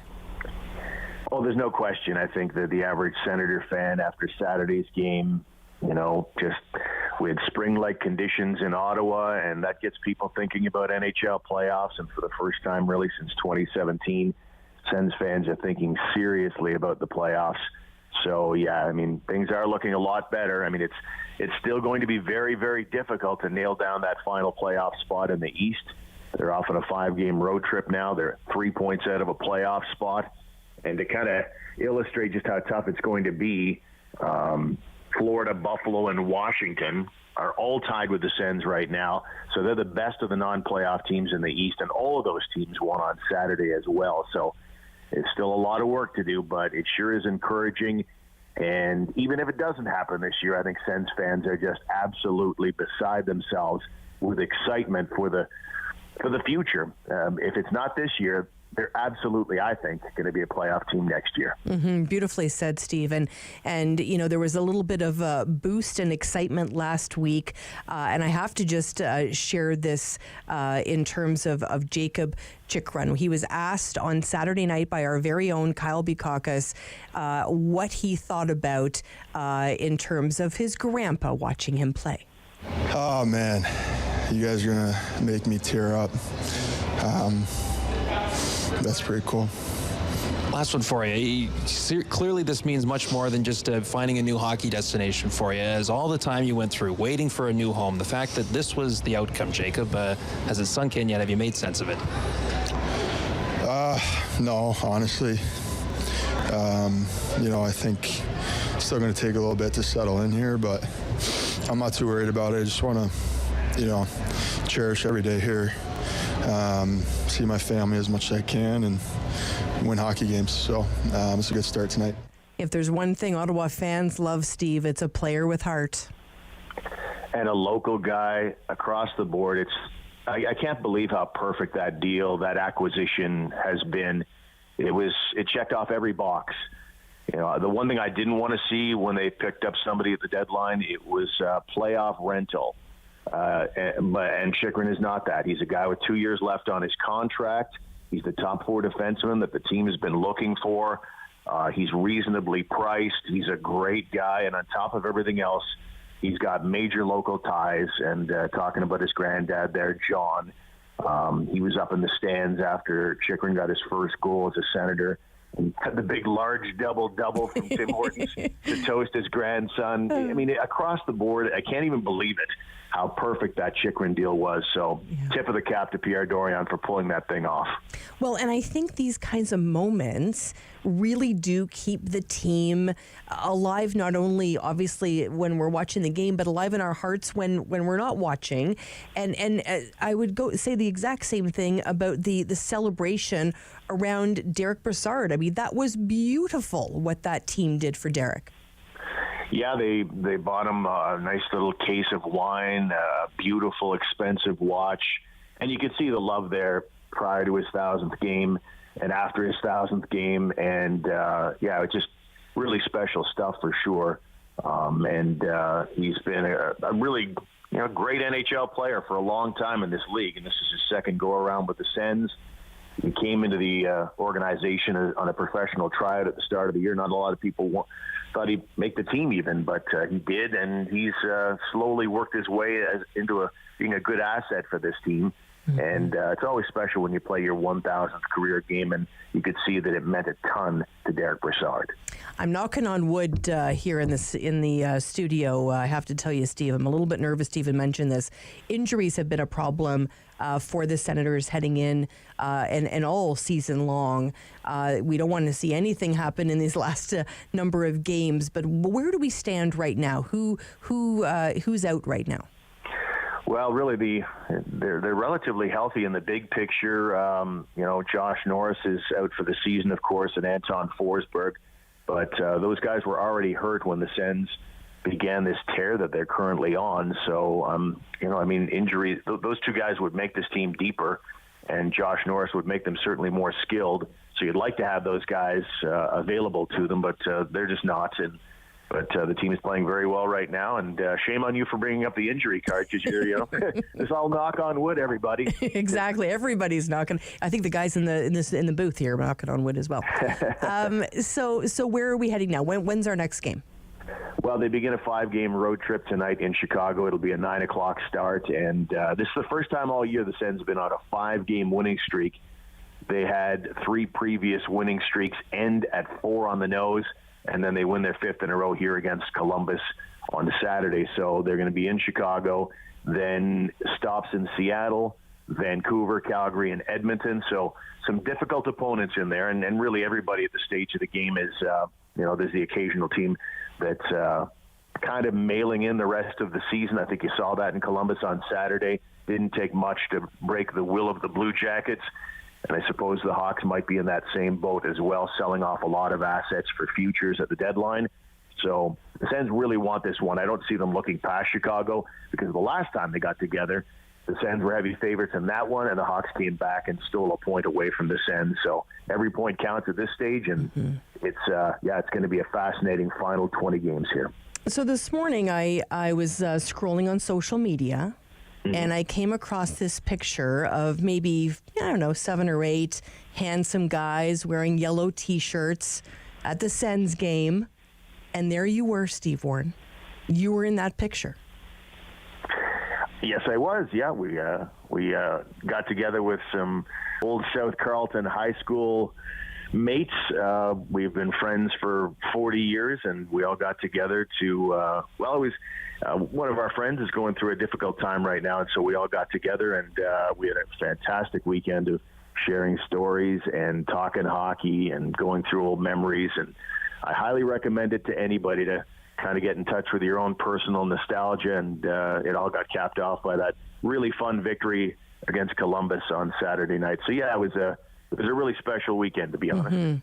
I could tell, and the fact that the Sens took such a creative way of celebrating Pride Night, and that's why you guys all had the matching T-shirts on. But it was such a wonderful view of the Canadian Tire Centre. I know some of my friends were taking pictures before there was even anybody in the building. A couple people that work for the club, and it just looked absolutely beautiful. And kudos to the Sens for being so inclusive.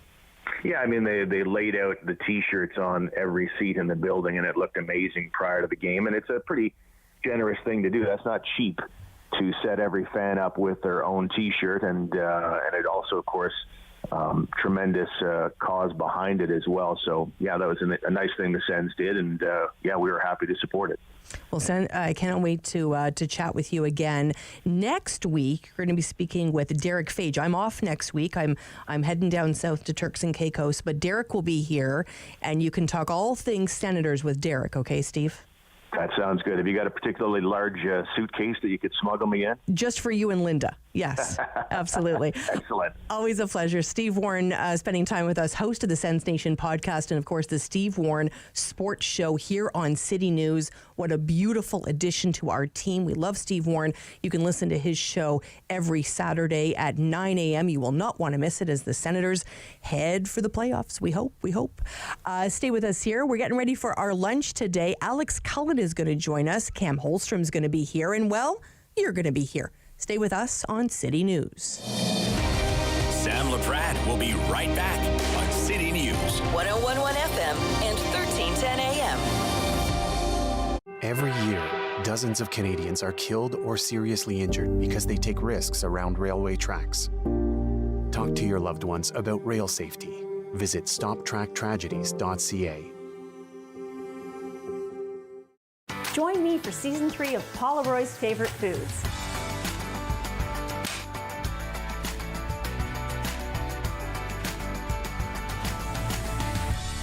Whew, that was a lot. I think I need a nap. It's closing time, and you stayed out longer than you planned. So now you can't drive, and the buses have stopped running. You could always call your girlfriend.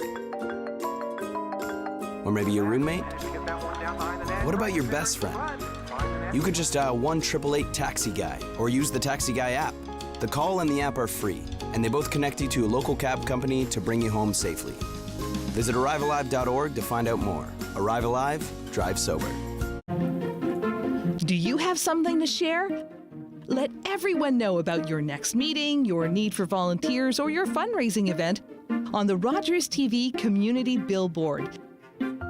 Send us your words and we'll bring them to life on Rogers TV and RogersTV.com.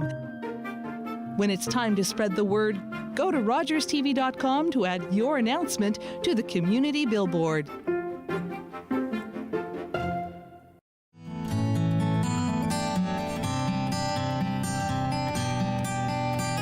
It's a new season of The New Fly Fisher on Rogers TV.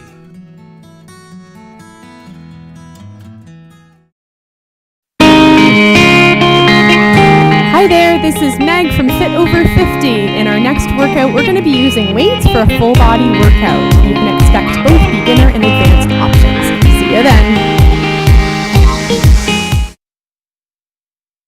Is City News 1310 AM in Ottawa. And CJET 101.1 FM in Smiths Falls and the Valley. Number 1 for local news, traffic, and weather for Ottawa and the Valley. This is City News 101.1 everywhere. It is Monday, March 6th. Good morning. Good afternoon. I am Damilola Unime. Right now in Ottawa, mainly sunny 0. In Smiths Falls, it is -1. And here's what's making news in Ottawa and the Valley. Residential property sales are down in the city. City News reporter Chris Curris with the details. February sales are down 40% from 2022, only 855 compared to over 1,400 last year.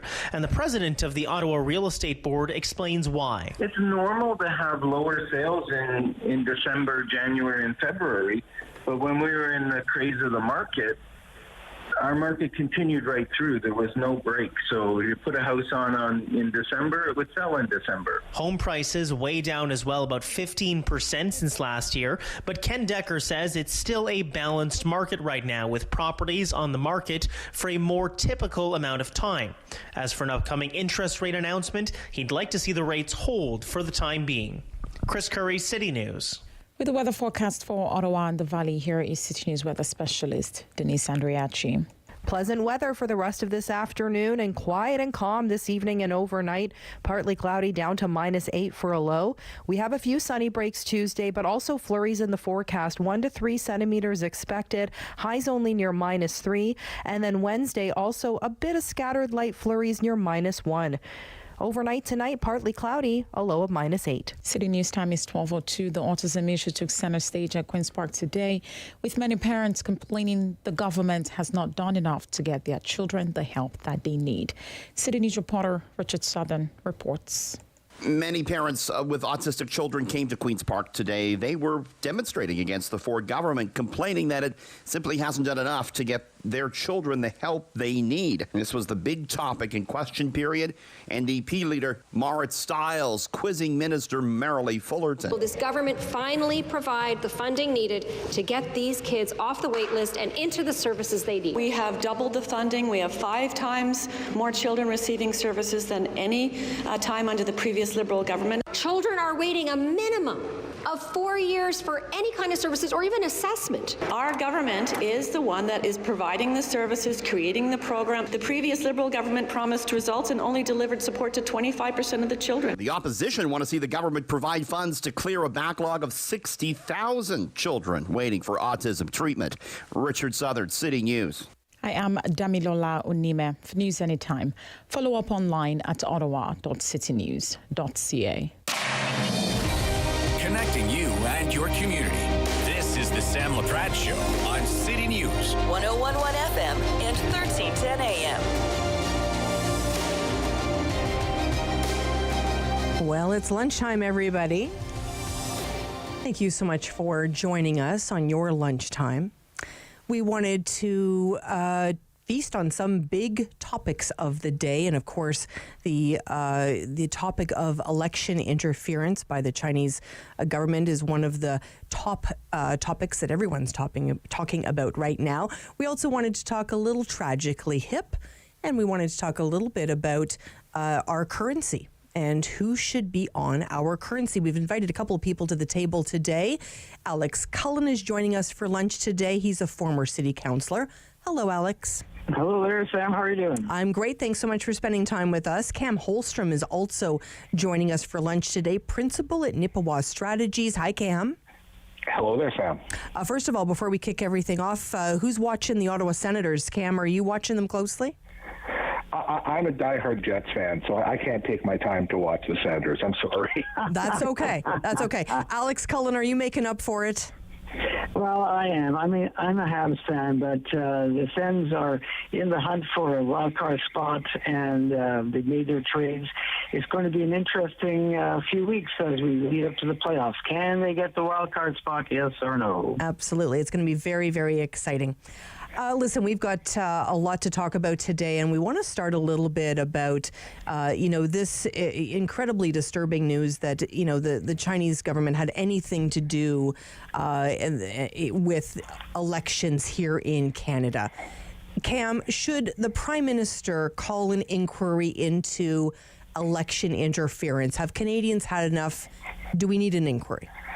I think we do. And I think we do mostly because, to be very blunt about it, the past week, both the Prime Minister, the official opposition, those parties in the committee, they've shown that they can't trust the committee to do it. And I'm someone who I believe firmly in parliamentary committees. In my decade in Parliament Hill, that was my space. I have seen a lot of great work done in those committees across party lines. But when I watched what I saw last week, it was a full-on goat rodeo. It was embarrassing. And, when I found it interesting, I couldn't help but reflect on, is that in one of the Globe stories on this, there's a quote from a diplomat at one of the Chinese consulates stating that basically their goal is that the Chinese government is happiest when we're fighting amongst ourselves. And that's exactly what they got. We got nothing from that, but I guarantee you those people in Beijing that have wanted to push to cause interference and wreak chaos, they're just giddy about it. So to me, the best way to take that out of it, to suck the partisanship out of it, is put it into some trusted, nonpartisan hands and allow people to rebuild some trust in what's happening. Because honestly, it's not just the Chinese. When that story broke a couple weeks ago in the Globe, the day before there was a story about Russian interference during the convoy protests. And we're continually seeing Russian social media influences and propaganda slipping through those channels. There are a lot of people out there. This is the world we live in now, and we need to have a solid inquiry into A, what's happening, but B, how it is our governments can protect ourselves from this happening around us to ensure that, our elections are happening with as little interference as possible. Such a good point about other influences as well. Cam, thanks so much for your thoughts on that. Alex, what do you think? Do you think the time is now for the Prime Minister to say, okay, everybody, we're calling an inquiry? Well, actually, there is an inquiry already underway by the Commissioner of Canada's Elections. This is a nonpartisan agency that's set up to ensure the integrity of our elections, and that announcement was made, as a matter of fact, last week at the parliamentary committee that was looking into this. But this is one file that I think the Prime Minister has mishandled badly. He seemed to fudge his way around it when he should have been upfront and clear, and of course this gave the opposition the smell of blood, and they're all circling around this. I think Canadians, I agree with Cam that there needs to be a full inquiry, and it should be made public. The Commissioner of Canada's Inquiries is the nonpartisan agency to do that. I think that announcement was not well presented because people think there isn't anything going on. Well, there is. But, in one sense, foreign influence in our elections is not new. The question is, has it ever been effective? I mean, I can go back to John Diefenbaker and his Prime Minister complaining about the JFK government, the President Kennedy government, pumping for the Pearson Liberals back then. I mean, and it was a news story of the day, but could you call that interference? What's happening with the Chinese seems to be more organized, directed at certain candidates of Chinese ancestry, and it needs to be brought to the light. It's not just China that's been here, as Cam mentioned. The Russians were involved in an earlier situation with the convoy. Now, that's not an election issue, but still it's foreign interference. And the notion of having a registry for foreign agencies that they have to be registered so that there's more transparency, more awareness of what's going on, I think is a good idea. So sooner or later, this has to be brought to light, and I think the Commissioner of Canada's Elections, that inquiry should produce the results we need. It's going to be interesting, that's for sure, and it's something to certainly have our eyes and ears on here at City News. We've been following this story very closely. I've been obviously having it as a topic on my show in the last couple of weeks, but certainly Rob Snow, our colleague here in the morning from 6 a.m. to 9 a.m. has been keeping his eye on it as well as David Smith does our Talkback Hour between 9 and 10. He's reaching out, looking for people's feedback as well on that topic. So it's certainly been something we've been chatting about here. I was on Twitter last night, Cam, am, as I often am.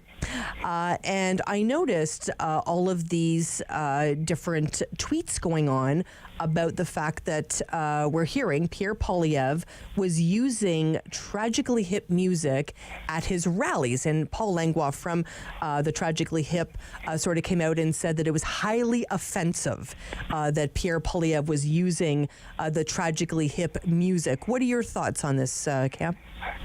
I'm not surprised Mr. Poilievre tried to use it. I'm not surprised Mr. Langlois is offended. You know what? The Hip, as much as I love them, I love their work. But you know what? They're also known. Some of them are known for their ties to the Liberal Party or supporting Liberal parliamentarians. You know what? That's fine. That's more than fair. It's their art, and they have the right to say who should be able to use it and for what means. The question is going to be, what exactly is Mr. Poilievre going to do about it? That's what I'm kind of curious to see here, because most politicians, most leaders, others have made that mistake. Normally, it would be an honest mistake. Say, you know what? Sorry, we apologize, and they go to something else. I'm kind of curious to see if that's what Mr. Poilievre does here, or if he takes the Trump route, which Trump basically told people to go pound sand when they said that to him. And he kept using their music over and over and over again. So to me, I'm going to be curious to see which approach Mr. Poilievre takes on this, because the conciliatory approach is not his usual way of going about things. Mm-hmm. And honestly, given the history, the public history on the record of some of the members of the Hip, like Mr. Langlois and the Liberal Party, I could easily see Mr. Poilievre leaning into this in a partisan way that, frankly, won't advance anything. Well, and it's so interesting because, of course, I had to go down the rabbit hole of Twitter. So I was seeing, people saying, well, that's it. I'm taking, the Hip off my Spotify list, or, oh, that's okay. I won't listen to you anymore. And on the flip side, people saying, well, listen, if the facility is playing the SOCAN fee to play music within that facility, then they're within the rights to do that. So there was all different perspectives on this topic. Alex Cullen, what do you think about the Hip being played by Pierre Poilievre? Well, I think it's the optics, and so you're right. If this music's available, you pay the fee, then you get to use it. And so, who benefits from this controversy? Is it the Hip or is it Pierre Poilievre? And whose name is being spelled right? So, I have a rule. It's called the 6-month rule. Who's going to remember in 6 months' time? The Hip are certainly within their rights to complain, but they are receiving the royalties. So, okay, fine. But at least people know that they don't endorse this. And do people think that Pierre Poilievre should back off? Well, some will and some won't care. So it's our little controversy for the day, and then, what's happening next week. Mm-hmm. Certainly interesting topic for sure. I'll always remember, Alex, just so you know. It'll always bother me. So we're going to come back. We're having lunch today with Cam Holstrom and Alex Cullen. When we come back, we're going to talk about the Native Women's Association of Canada. They're calling for Indigenous women to be featured on $20 bills here in Canada. We're going to be talking about that initiative. We're also going to be talking about who we think the next leader of the Ontario Liberals might be. And we're going to talk a little fuel. Stay with us here on City News. Sam Laprade will be right back on City News. 101.1 FM and 1310 AM. Hi, I'm Justice. And I'm Nia. And we believe dreams fuel revolutions. That's why we're engaging with Canadian icons and the causes they support. Join us for these inspiring conversations and find out how you can be revolutionary. October 5th, 2014, my daughter was hit by a train. She was walking along the sides of the tracks, and it shattered her world. It was my daughter's birthday. She was blowing out the candles on our cake when we heard coming from the TV. So we stopped and listened, and it helped us get to safety. That's why when I think of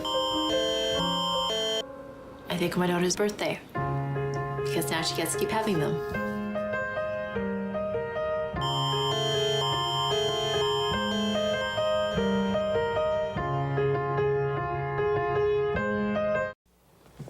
Your visit isn't really necessary.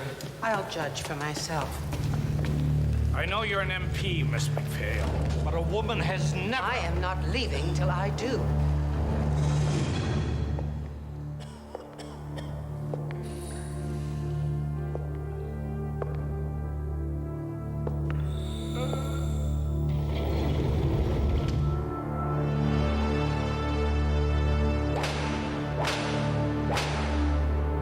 How can such a society be called civilized? If those appalling conditions don't change, that prison will explode! Perhaps our lone lady member is too fragile to know what is normal in a prison.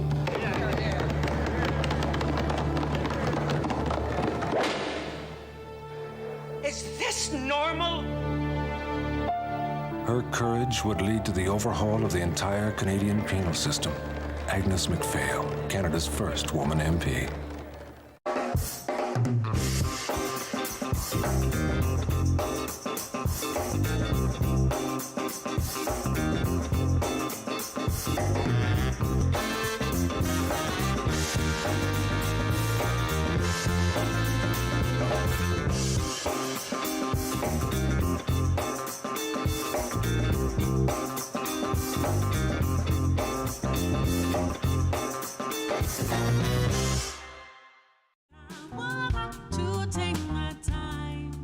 Hi, my name is Kelly Lee Evans, and I am so excited to be performing for Encore Ottawa 3.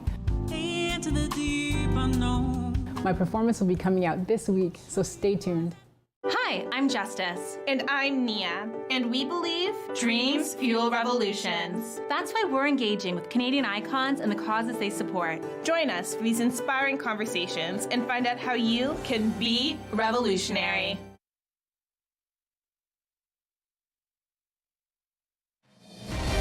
The Sam Laprade Show continues on City News. 101.1 FM and 1310 AM.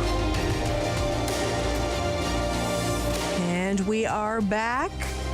We're having lunch today. We're feasting on those big news stories of the day. Cam Holstrom joins me today, principal at Nippewa Strategies, and Alex Cullen, former city councillor, is here as well. They both pulled up a chair at the table today. Cam, let me ask you this. We know the Native Women's Association of Canada is calling for Indigenous women that have made impact in this country, to be featured on the $20 bill. How important are initiatives like this, do you think?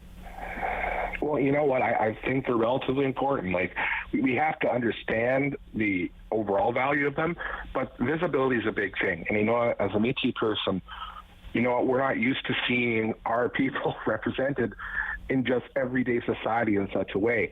So when I think of my daughter growing up right now, who's 10 going on 11, the idea of her being able to see other Indigenous women of stature on her money in front of her, I think, again, it's one of those things that's like it reinforces pride in who you are, but also value who you are and how you're seen in society. And I think that is something that I think it has value in that way. And to my mind, yes, do I think that the government should do these kind of things? Yes, but I think it also has to be understood by government that, look, this is one nice thing, but there's a lot of stuff that needs to be done as well, right? Unfortunately, I think some in government treat this as an either or. Either we actually tackle a problem like violence against Indigenous women or missing women and girls and say, oh, we can do that, or we can do the dollar bill. Right? It can't be that. And I know that NWAC sees it that way. So I appreciate them bringing this idea forward, because, again, it's like it's being seen in society. It's being reaffirmed in that way that you are a part of the society, that you're accepted here. And what better way to show it than actually having it on the currency of the country? Mm-hmm. Beautifully said, Cam. I think that's a really important take, because, you know, it is similar to International Women's Day, which is coming up on Wednesday. You know, there's nothing more infuriating than, you know, for women that, you know, the other 364 days of the year at the workplace have misogyny on them. But if they show up with pink cupcakes on one day of the year, that it all goes away. Right. So, I mean, stuff like that really, I feel the exact same way. Alex, how do you feel about this initiative of high profile Indigenous women that have made an impact in this country being featured on $20 bills? Well, I think it's a step in the right direction. I mean, you know, it used to be that all you saw on our currency was the ruling monarch of Canada, which of course we import from Britain. And then we moved to having prime ministers, former prime ministers of Canada, Laurier, Macdonald, and Borden. And now we're looking at other means of showing, Canadians have contributed to the development of this country, and certainly Indigenous women are clearly part of that. So I think this initiative is to be welcomed. I think Cam is correct. It's just one step of many, many steps that need to be taken under Truth and Reconciliation. But you want your currency to reflect your culture, your history, the diversity of the country. And this is one way of doing it. And I think it's a positive step. Absolutely, I agree. Cam, let's switch gears a little bit and talk about the Ontario Liberals. We know they had a very busy weekend. They got together. Their interim leader, of course, John Fraser, MPP for Ottawa South, sort of sharing, sort of the way they're going to move forward in terms of finding a new leader. Some of those names that are being tossed around, lots of names being tossed around, two that always sort of float to the top are Bonnie Crombie, of course, Mississauga Mayor, and Yasser Natfi, of course, MP for Ottawa Centre. What are you thinking in terms of the next leader of the Ontario Liberals? Do you think I've named the next leader, or is there someone else you're thinking about? I don't think that you have, because I think Ms. Crombie had said before the weekend that she wasn't going anywhere. She was staying put in the mayor's job in Mississauga. And Mr. Natfi, I don't think he's going to win it, to be very honest. I think he'll have a good campaign, but I actually think someone more like Nathaniel Erskine-Smith might be the one to pull it off. But you know what? In the grand scheme of things, there are no big names here. There's no savior in all of this for the Liberal Party. There's no one whose name has come forward at this point who has a parliamentary record, maybe except for Mr. Natfi, that's gonna soar above anybody else. It's not like there's some big flashy name to say, wow, the Liberals are back. And I think that really says a lot about where the Ontario Liberal Party sits these days. And yeah, I don't see that changing. Like, you know what? They've gone to one member, one vote. They are the last party in Ontario to have done it.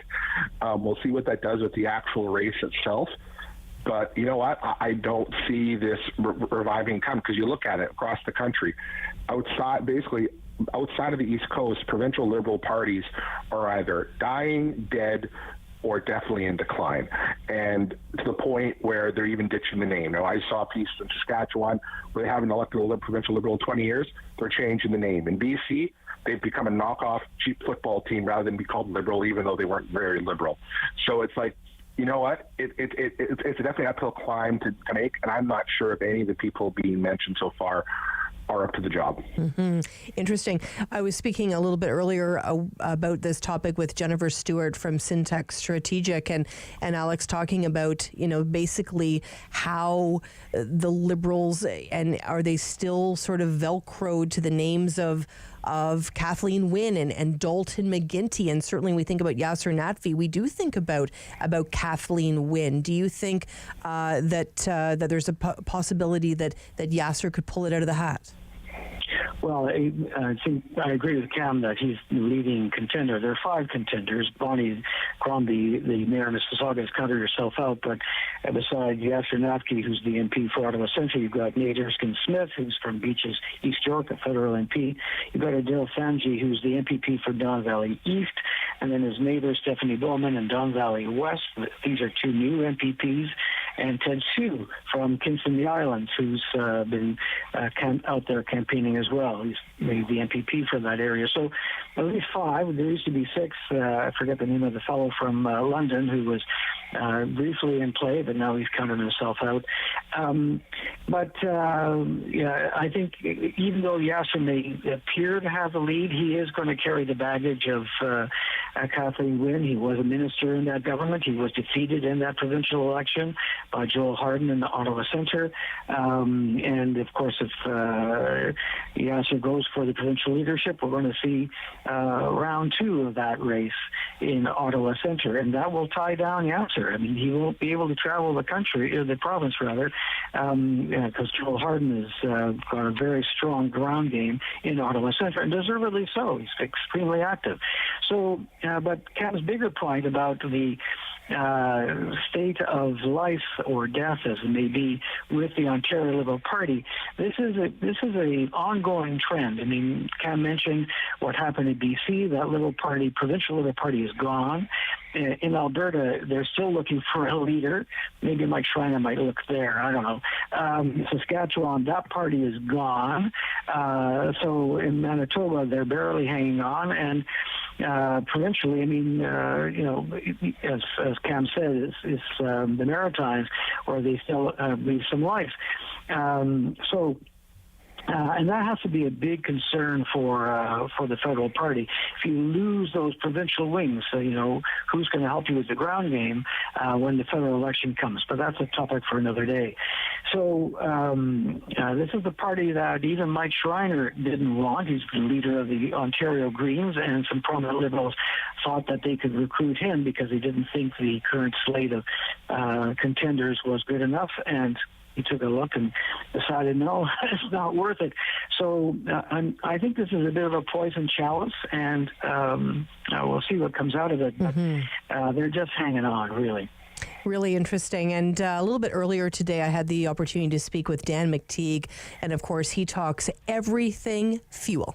I think 190 is probably a better estimate. Sam, we have the increase, which is a much larger increase on gas prices on April Fool's, so in about 3 weeks. That will increase about almost 4 cents a liter. 2 weeks out, that's the carbon tax. That goes up every year by the same amount. We have the switch over from winter to summer gasoline on the 15th. That's another 5 or 6 cents a liter. So there's 10 cents right there. Let me ask you, Cam, we only have about a minute left, but does this affect your day-to-day driving? Not as much now that I don't commute, thank God. But when I commuted into Ottawa every day from Brockville, you better believe it. That's actually one of the reasons why I quit my job and started my own firm. Just that. Just the cost of doing that commute every day. And you know what? You can't escape it. There are always going to be parts of your life you're going to do. Like this coming weekend, I'm taking my daughter to her speed skating provincial champions in Kitchener Waterloo. That's going to be a couple tanks of gas that are not going to be cheap. But you know what? This is part of the cycle that we're in. And you know what? It's not all taxes. It's part of it is the world supply chain, the price of oil. But you know what? It makes me look forward to that much more to the day when I'm able to buy myself a nice electric vehicle and not have to pay the price at the pump. Absolutely. And your daughter appreciates it too, Cam. We only have about 20 seconds. Alex, tell me if it changes your day-to-day. Well, sure it does. It'll change everyone's day-to-day, and it's deliberately so. We're trying to get off fossil fuels, and price is one way that makes people look for cheaper alternatives, whether it's electric cars, Cam is looking for, or will be looking for, or public transit, or other means. But this is the face of the future here. Gentlemen, thanks so much for having lunch with me today. Pleasure. Glad to. Alex Cullen, former city councillor, joining me. Cam Holstrom joined us as well, principal at Nippewa Strategies. Appreciate their time. We're getting ready for the OBJ Business Lunch. Come on back, have lunch with us on City News. Sam Laprade will be right back on City News. 101.1 FM and 1310 AM.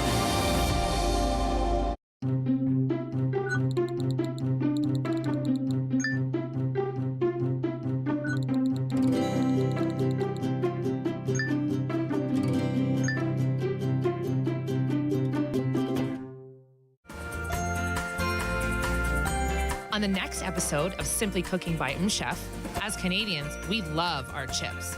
Join us as we put an Italian twist on a crowd favorite, burgers and fries. After a night out with your friends, there's always options for getting home safely. You could call your BFF, your mom or dad, whoever you can count on for a safe ride home. You could call your favorite cab company or 1-888 taxi guy. Or you could use the Arrive Alive smartphone app to help you choose your ride. Be it a friend, transit, or taxi, getting home safely is app easy. Now available for iOS and Android devices. Visit arrivealive.org to find out more. Arrive Alive. Drive sober. Once upon a time, in a nursery rhyme, there were 3 bears. 1, 2, 3 bears. And they went a-walking in the cool woods a-talking while their porridge began. Rogers TV invites you to let your imagination roam as we present Ottawa Storytellers. Each week we'll present a collection of original creative stories and inspirations for children of all ages. Join us for Ottawa Storytellers on Rogers TV. Your City News forecast for today could be a windfall of cash. With our weather guarantee, if we're off by 3 degrees, you could win. Enter at ottawa.citynews.ca. And if you hear your name on Wake Up with Rob Snow at 7:21 a.m., call in to claim your cash. Play 4 games of bingo. Good afternoon. I am Damilola Unime. Right now in Ottawa and in Smiths Falls, it is 1 degree, and here's what's making news this hour. Power has been restored to Hydro Ottawa customers in the Canada Statesville area. Hydro Ottawa reports no later under 2,000 customers lost power for a couple of minutes in Salter, Rutherford, Penfield, McClintock, Statesville, Maine, and Chimo areas of Canada South and North. The cause of the power outage has not been revealed. We know 2 people have been charged in connection with the death of an infant that took place in the Britannia Heights area 2 years ago. In October of 2021, the 7-week-old was found dead on Winthrop Private, and after a 16-month investigation, police have charged both people. They appeared in court over the weekend and have been remanded into custody. City News time is 12:31. I am Damilola Unime. For news anytime, follow up online at ottawa.citynews.ca. The Business Lunch on City News, brought to you by the Ottawa Business Journal. The Sam Laprade Show continues on City News. 101.1 FM and 1310 AM. It is the OBJ Business Lunch. We're so happy to be in partnership with OBJ and bring you all those great business stories. One of the columnists that I love following is Carolyn Phillips. She does a fantastic job. I don't know how she does it. She goes to all these events every single year and really brings attention to some of those charities holding unique events. And one of the ones she's told us about, which we're very excited about, is the upcoming gala for the River Keeper. Laura Ryansberg joins me now, CEO of the River Keeper. How are you, Laura? I'm well, thanks. Thanks for having me, Sam. It's great to spend time with you today. The 2023 River Keeper Gala, all set, coming up in May. Give us all the details. That's right. May 31st, we are going to have our signature event, our biggest fundraiser of the year, the River Keeper Gala. And what is so new and exciting for this year is that we've moved into a new space. It'll open to the public later in the summer, but for May 31st, we'll hold our River Keeper Gala at River House. That's fantastic. How many people can attend, Laura? Well, we'll have about 400 to be able to come. We'll take over the whole building. So all 3 stories of this heritage boathouse that's been newly renovated by the NCC. We're moving our offices and our programming space into 1.5 stories, but for the gala, we'll take over the whole site. Wow, how amazing is that?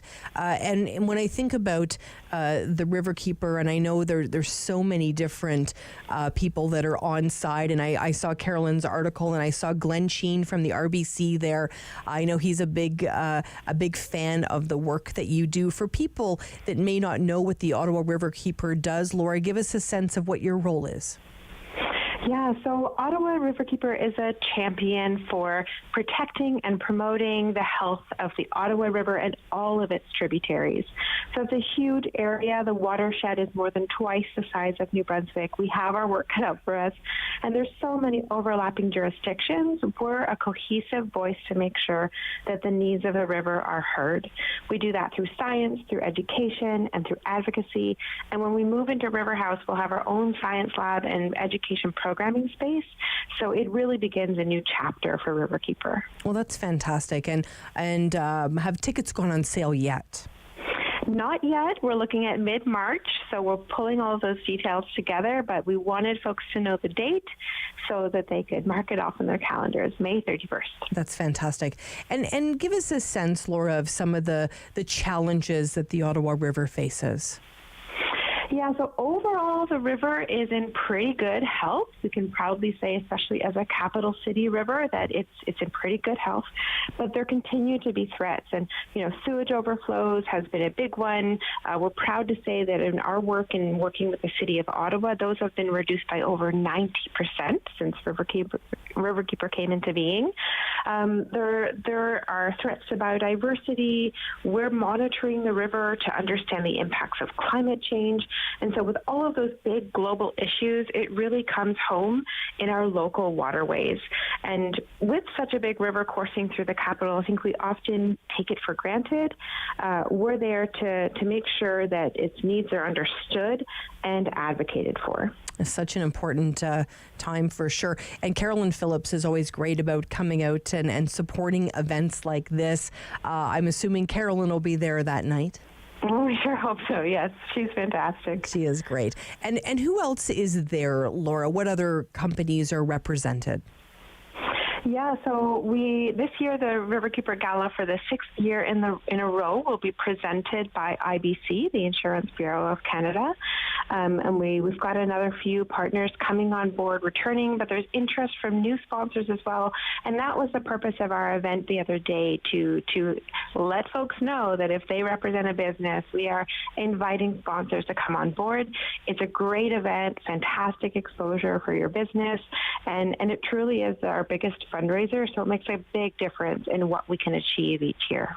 And Laura, give us a sense of your role. I know you're pretty new to this role. Could you ever imagine you would be the Ottawa Riverkeeper? That's right. I moved to the watershed to take on this role, so there's been a learning curve. But it's such an incredible community of people who do care for the river, and so I have learned a lot. It's been a year and a half, and that means I got to go to the gala last year. I've seen for myself that it's the best party in town, and I can't wait. It's going to be even bigger and better this year.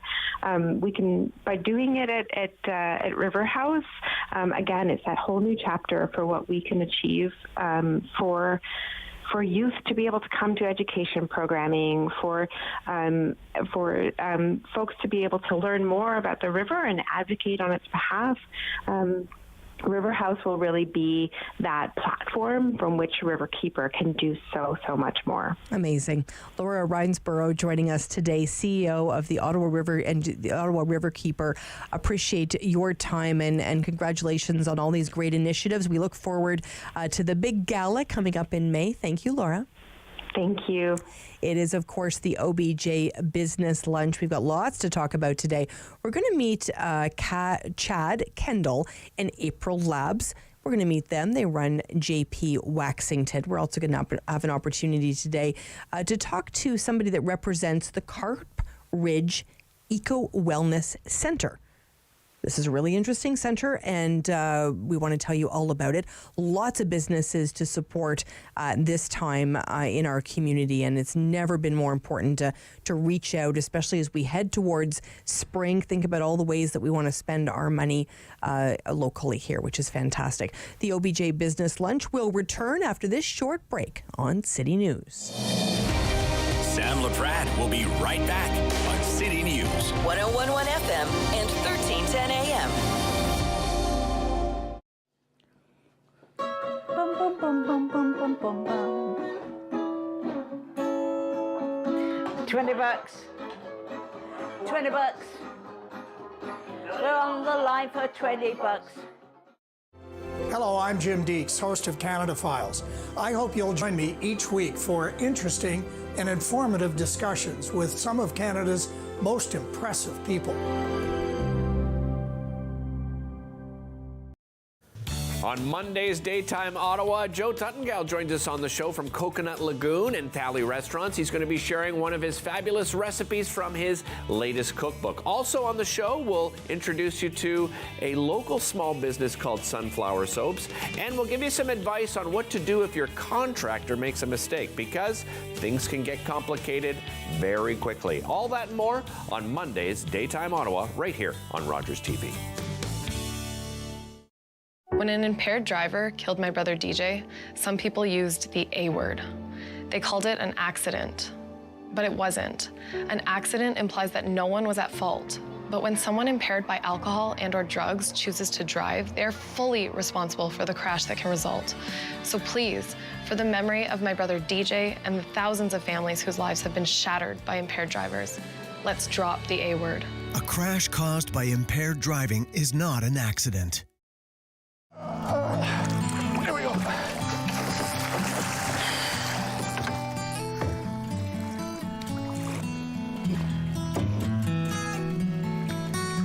Hey, going back in, okay?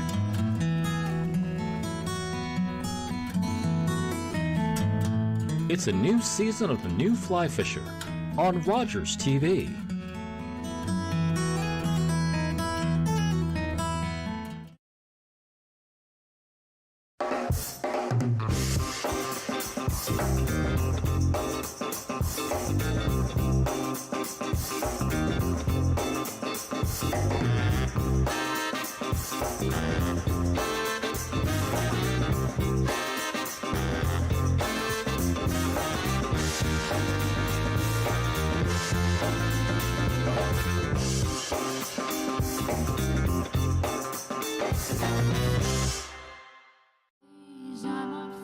Hi, I'm Danielle Allard, and I am a proud Ottawa born and raised singer-songwriter, and I'm part of Encore Ottawa 3. I really hope you like the music and just come and see all of the talent that Ottawa has to offer.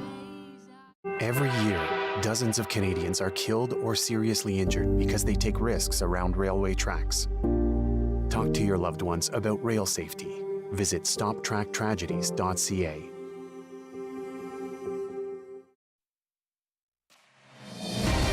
The Sam Laprade Show continues on City News. 101.1 FM and 1310 AM. Well, there's so much about this next story that I love so much.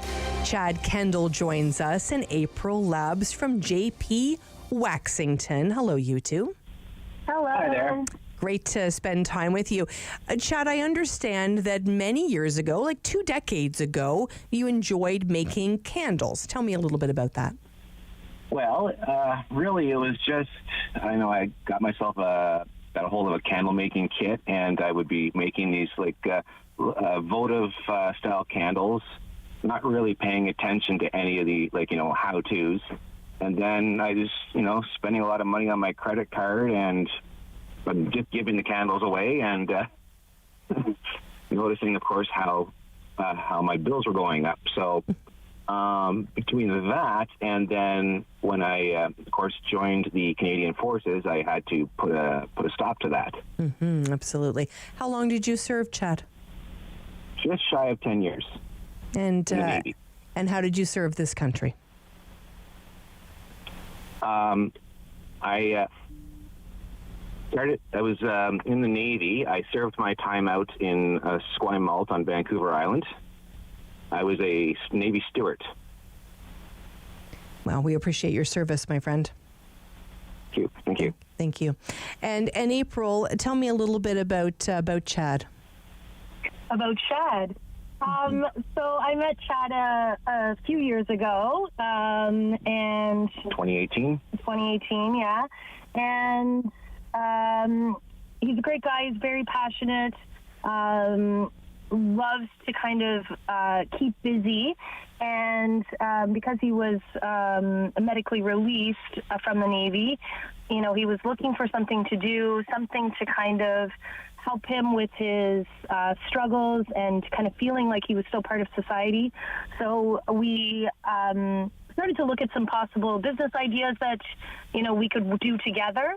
And he started to mention that he used to make candles. And so I thought, well, that's a great idea, because I'm also very much into craft kind of things and artistic, some marketing stuff. So I thought, well, let's try this out. And here we are with a little business that we're trying to grow and get into as many stores as we possibly can.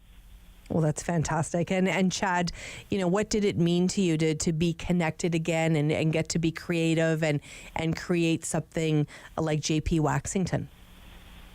Well, honestly, when I medically released out of the military, it was like, it's such a family. The military family is an incredible family, and when you're medically released for whatever reason, it's really hard board members to readjust to normal society.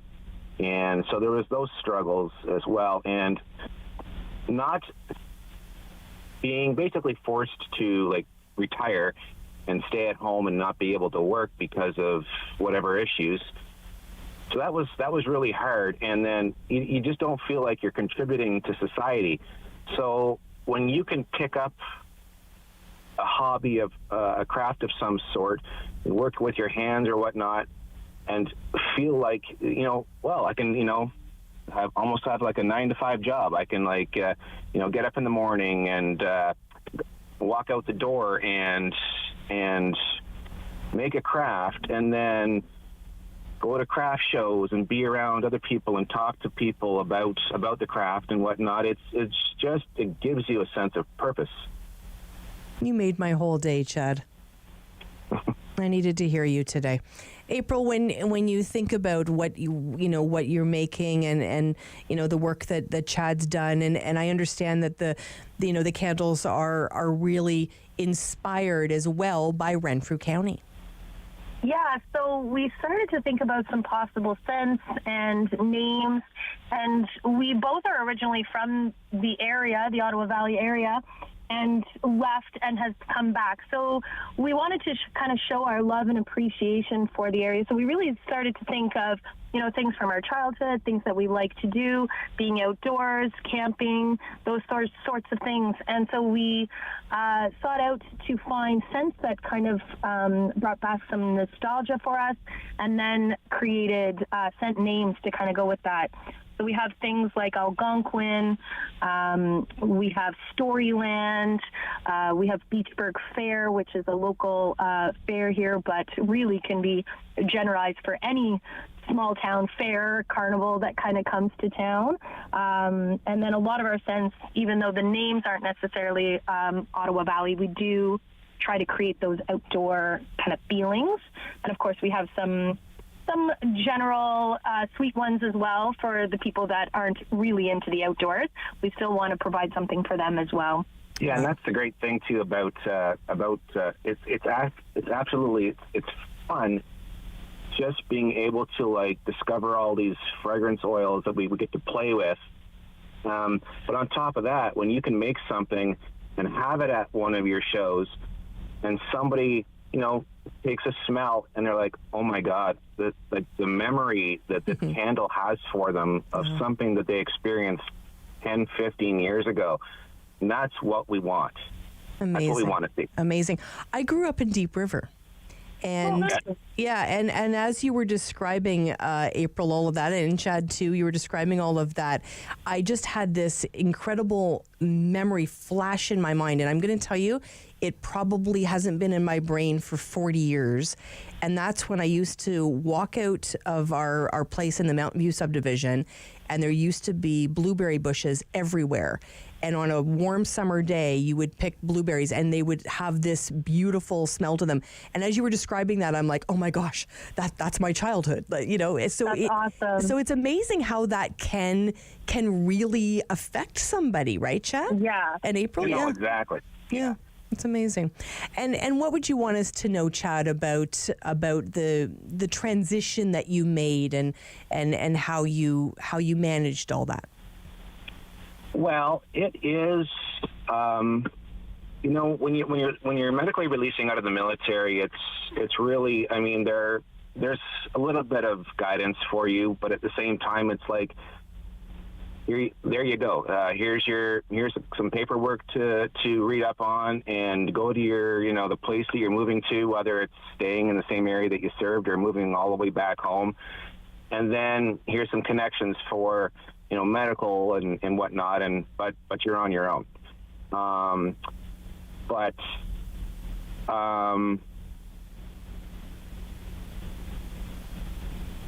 We're also looking for, when we get hopefully bigger in the future, and that's our ultimate goal, we also want to help support other veterans as well, just to add on to that, by having them work in the workshop with Chad, making the candles or working shows and being able to tell their stories as well. Yeah, that's one of our ultimate goals. Our first goal, actually, was to have our candles in the Canucks, the military store that you'll see on in Canadian bases. And so we have our candles at the Petawawa Canucks, but you also can find our candles on canucks.ca. So for me, personally, that was an incredible accomplishment.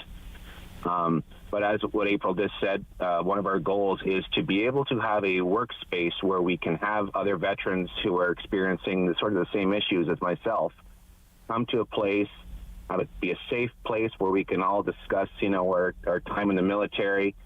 But at the same time, then that gives them the opportunity to, use their hands and help build something. Amazing. We also donate $1 from each of our candle sales to a veterans charity. It changes a few. Wounded Warrior, Soldier On, those are just a few. Amazing. Yeah, and so we Amazing. do try to give back in that sense as well. Well, you two just made my whole day. Thank you so much. Well, I'm glad we could help. Oh, I just love this story so much. There's so much in it that I love, and the connection to Renfrew County was just the cherry on top. I couldn't do this without April, to be honest with you. I was a little bit more outgoing until my issues in the military, and then being at home and not working, I definitely became an introvert, and I'm not great at talking and being out in the community. I shy away to a lot of things. And, if it hadn't been for April coming into my life and, helping support this venture, it wouldn't be where it is today. Soak it all in, you two. Yeah. Thank you. Chad Kendall and April Labs, JP Waxington. This is what I love about this show, is that we start on a conversation about a candle making business and it becomes about love. Stay with us here on City News. You've been listening to the Sam Laprade Show. Tune in again for local news and community views on City News. 101.1 FM and 1310 AM.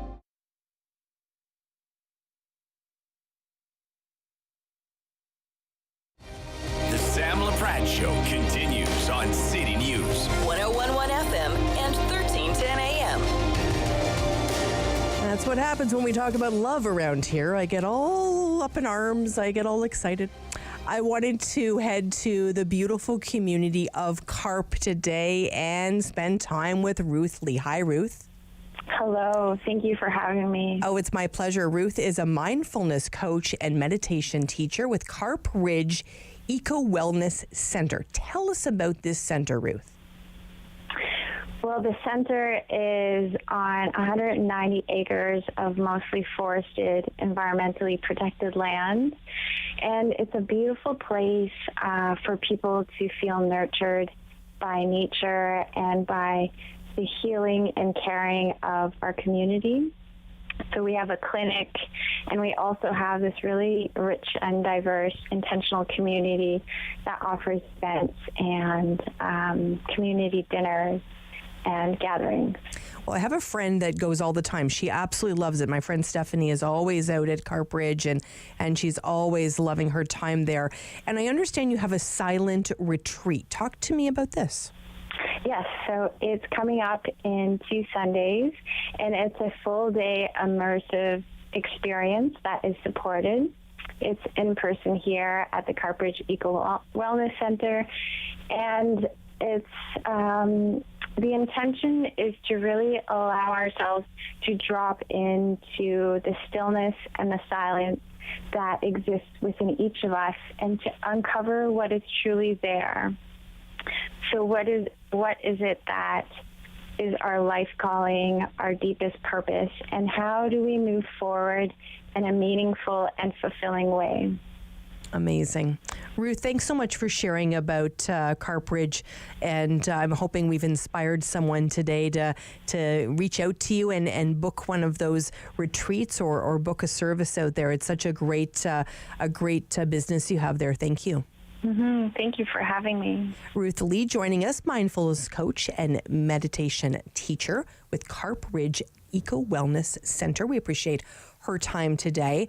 I have been very busy today on Twitter. I've been looking at all sorts of stuff. Noah, have you been on Twitter today? I haven't. Twitter actually was pretty broken for me earlier. Okay. Praise Elon Musk. So that wasn't working the best. So no blue what's check on Twitter? What are you finding? No blue check mark for you? No, if I had the $11 to shill out, I'd be one of those blue check mark people. I would parade that around proudly. There you go. One of the things I saw on Twitter today is the Golden Palace. So do you know the Golden Palace? Yeah, of course. Okay. Of course. Of course. So Carling and Woodruff has been there for 63 years. That's a long time. Every time on their anniversary, they do a half off sale, 50% off egg rolls. And they haven't been able to do it because of the pandemic for 2020, 2021, 2022. It is coming back, 50% egg rolls. It's going to be either April the 12th or April the 15th.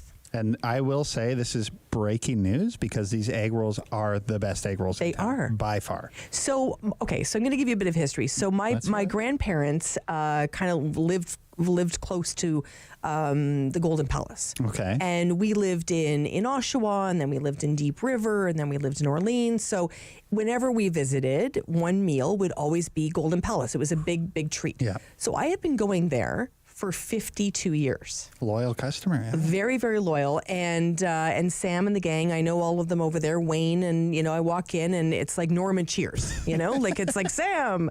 Anyway, it's very, very sweet. Very, very sweet. And my mom always tells the story about when I used to get the chicken fried rice. I used to pick the peas out of it. And that's what I used to, that's the only thing I would eat out of the chicken fried rice.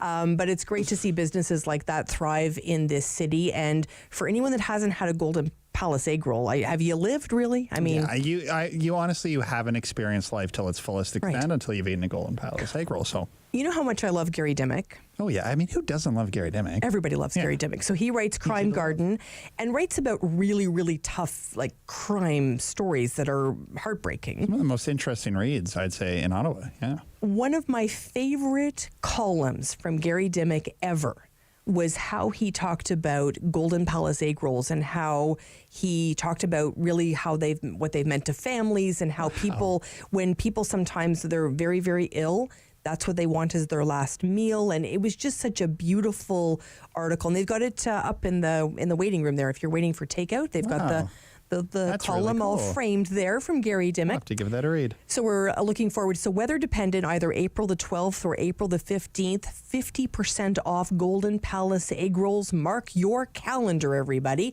Thank you so much for joining us here on City News. Our news team is getting ready to bring you the news of the afternoon. We love what we do. We couldn't do it without you. Lock it in to City News.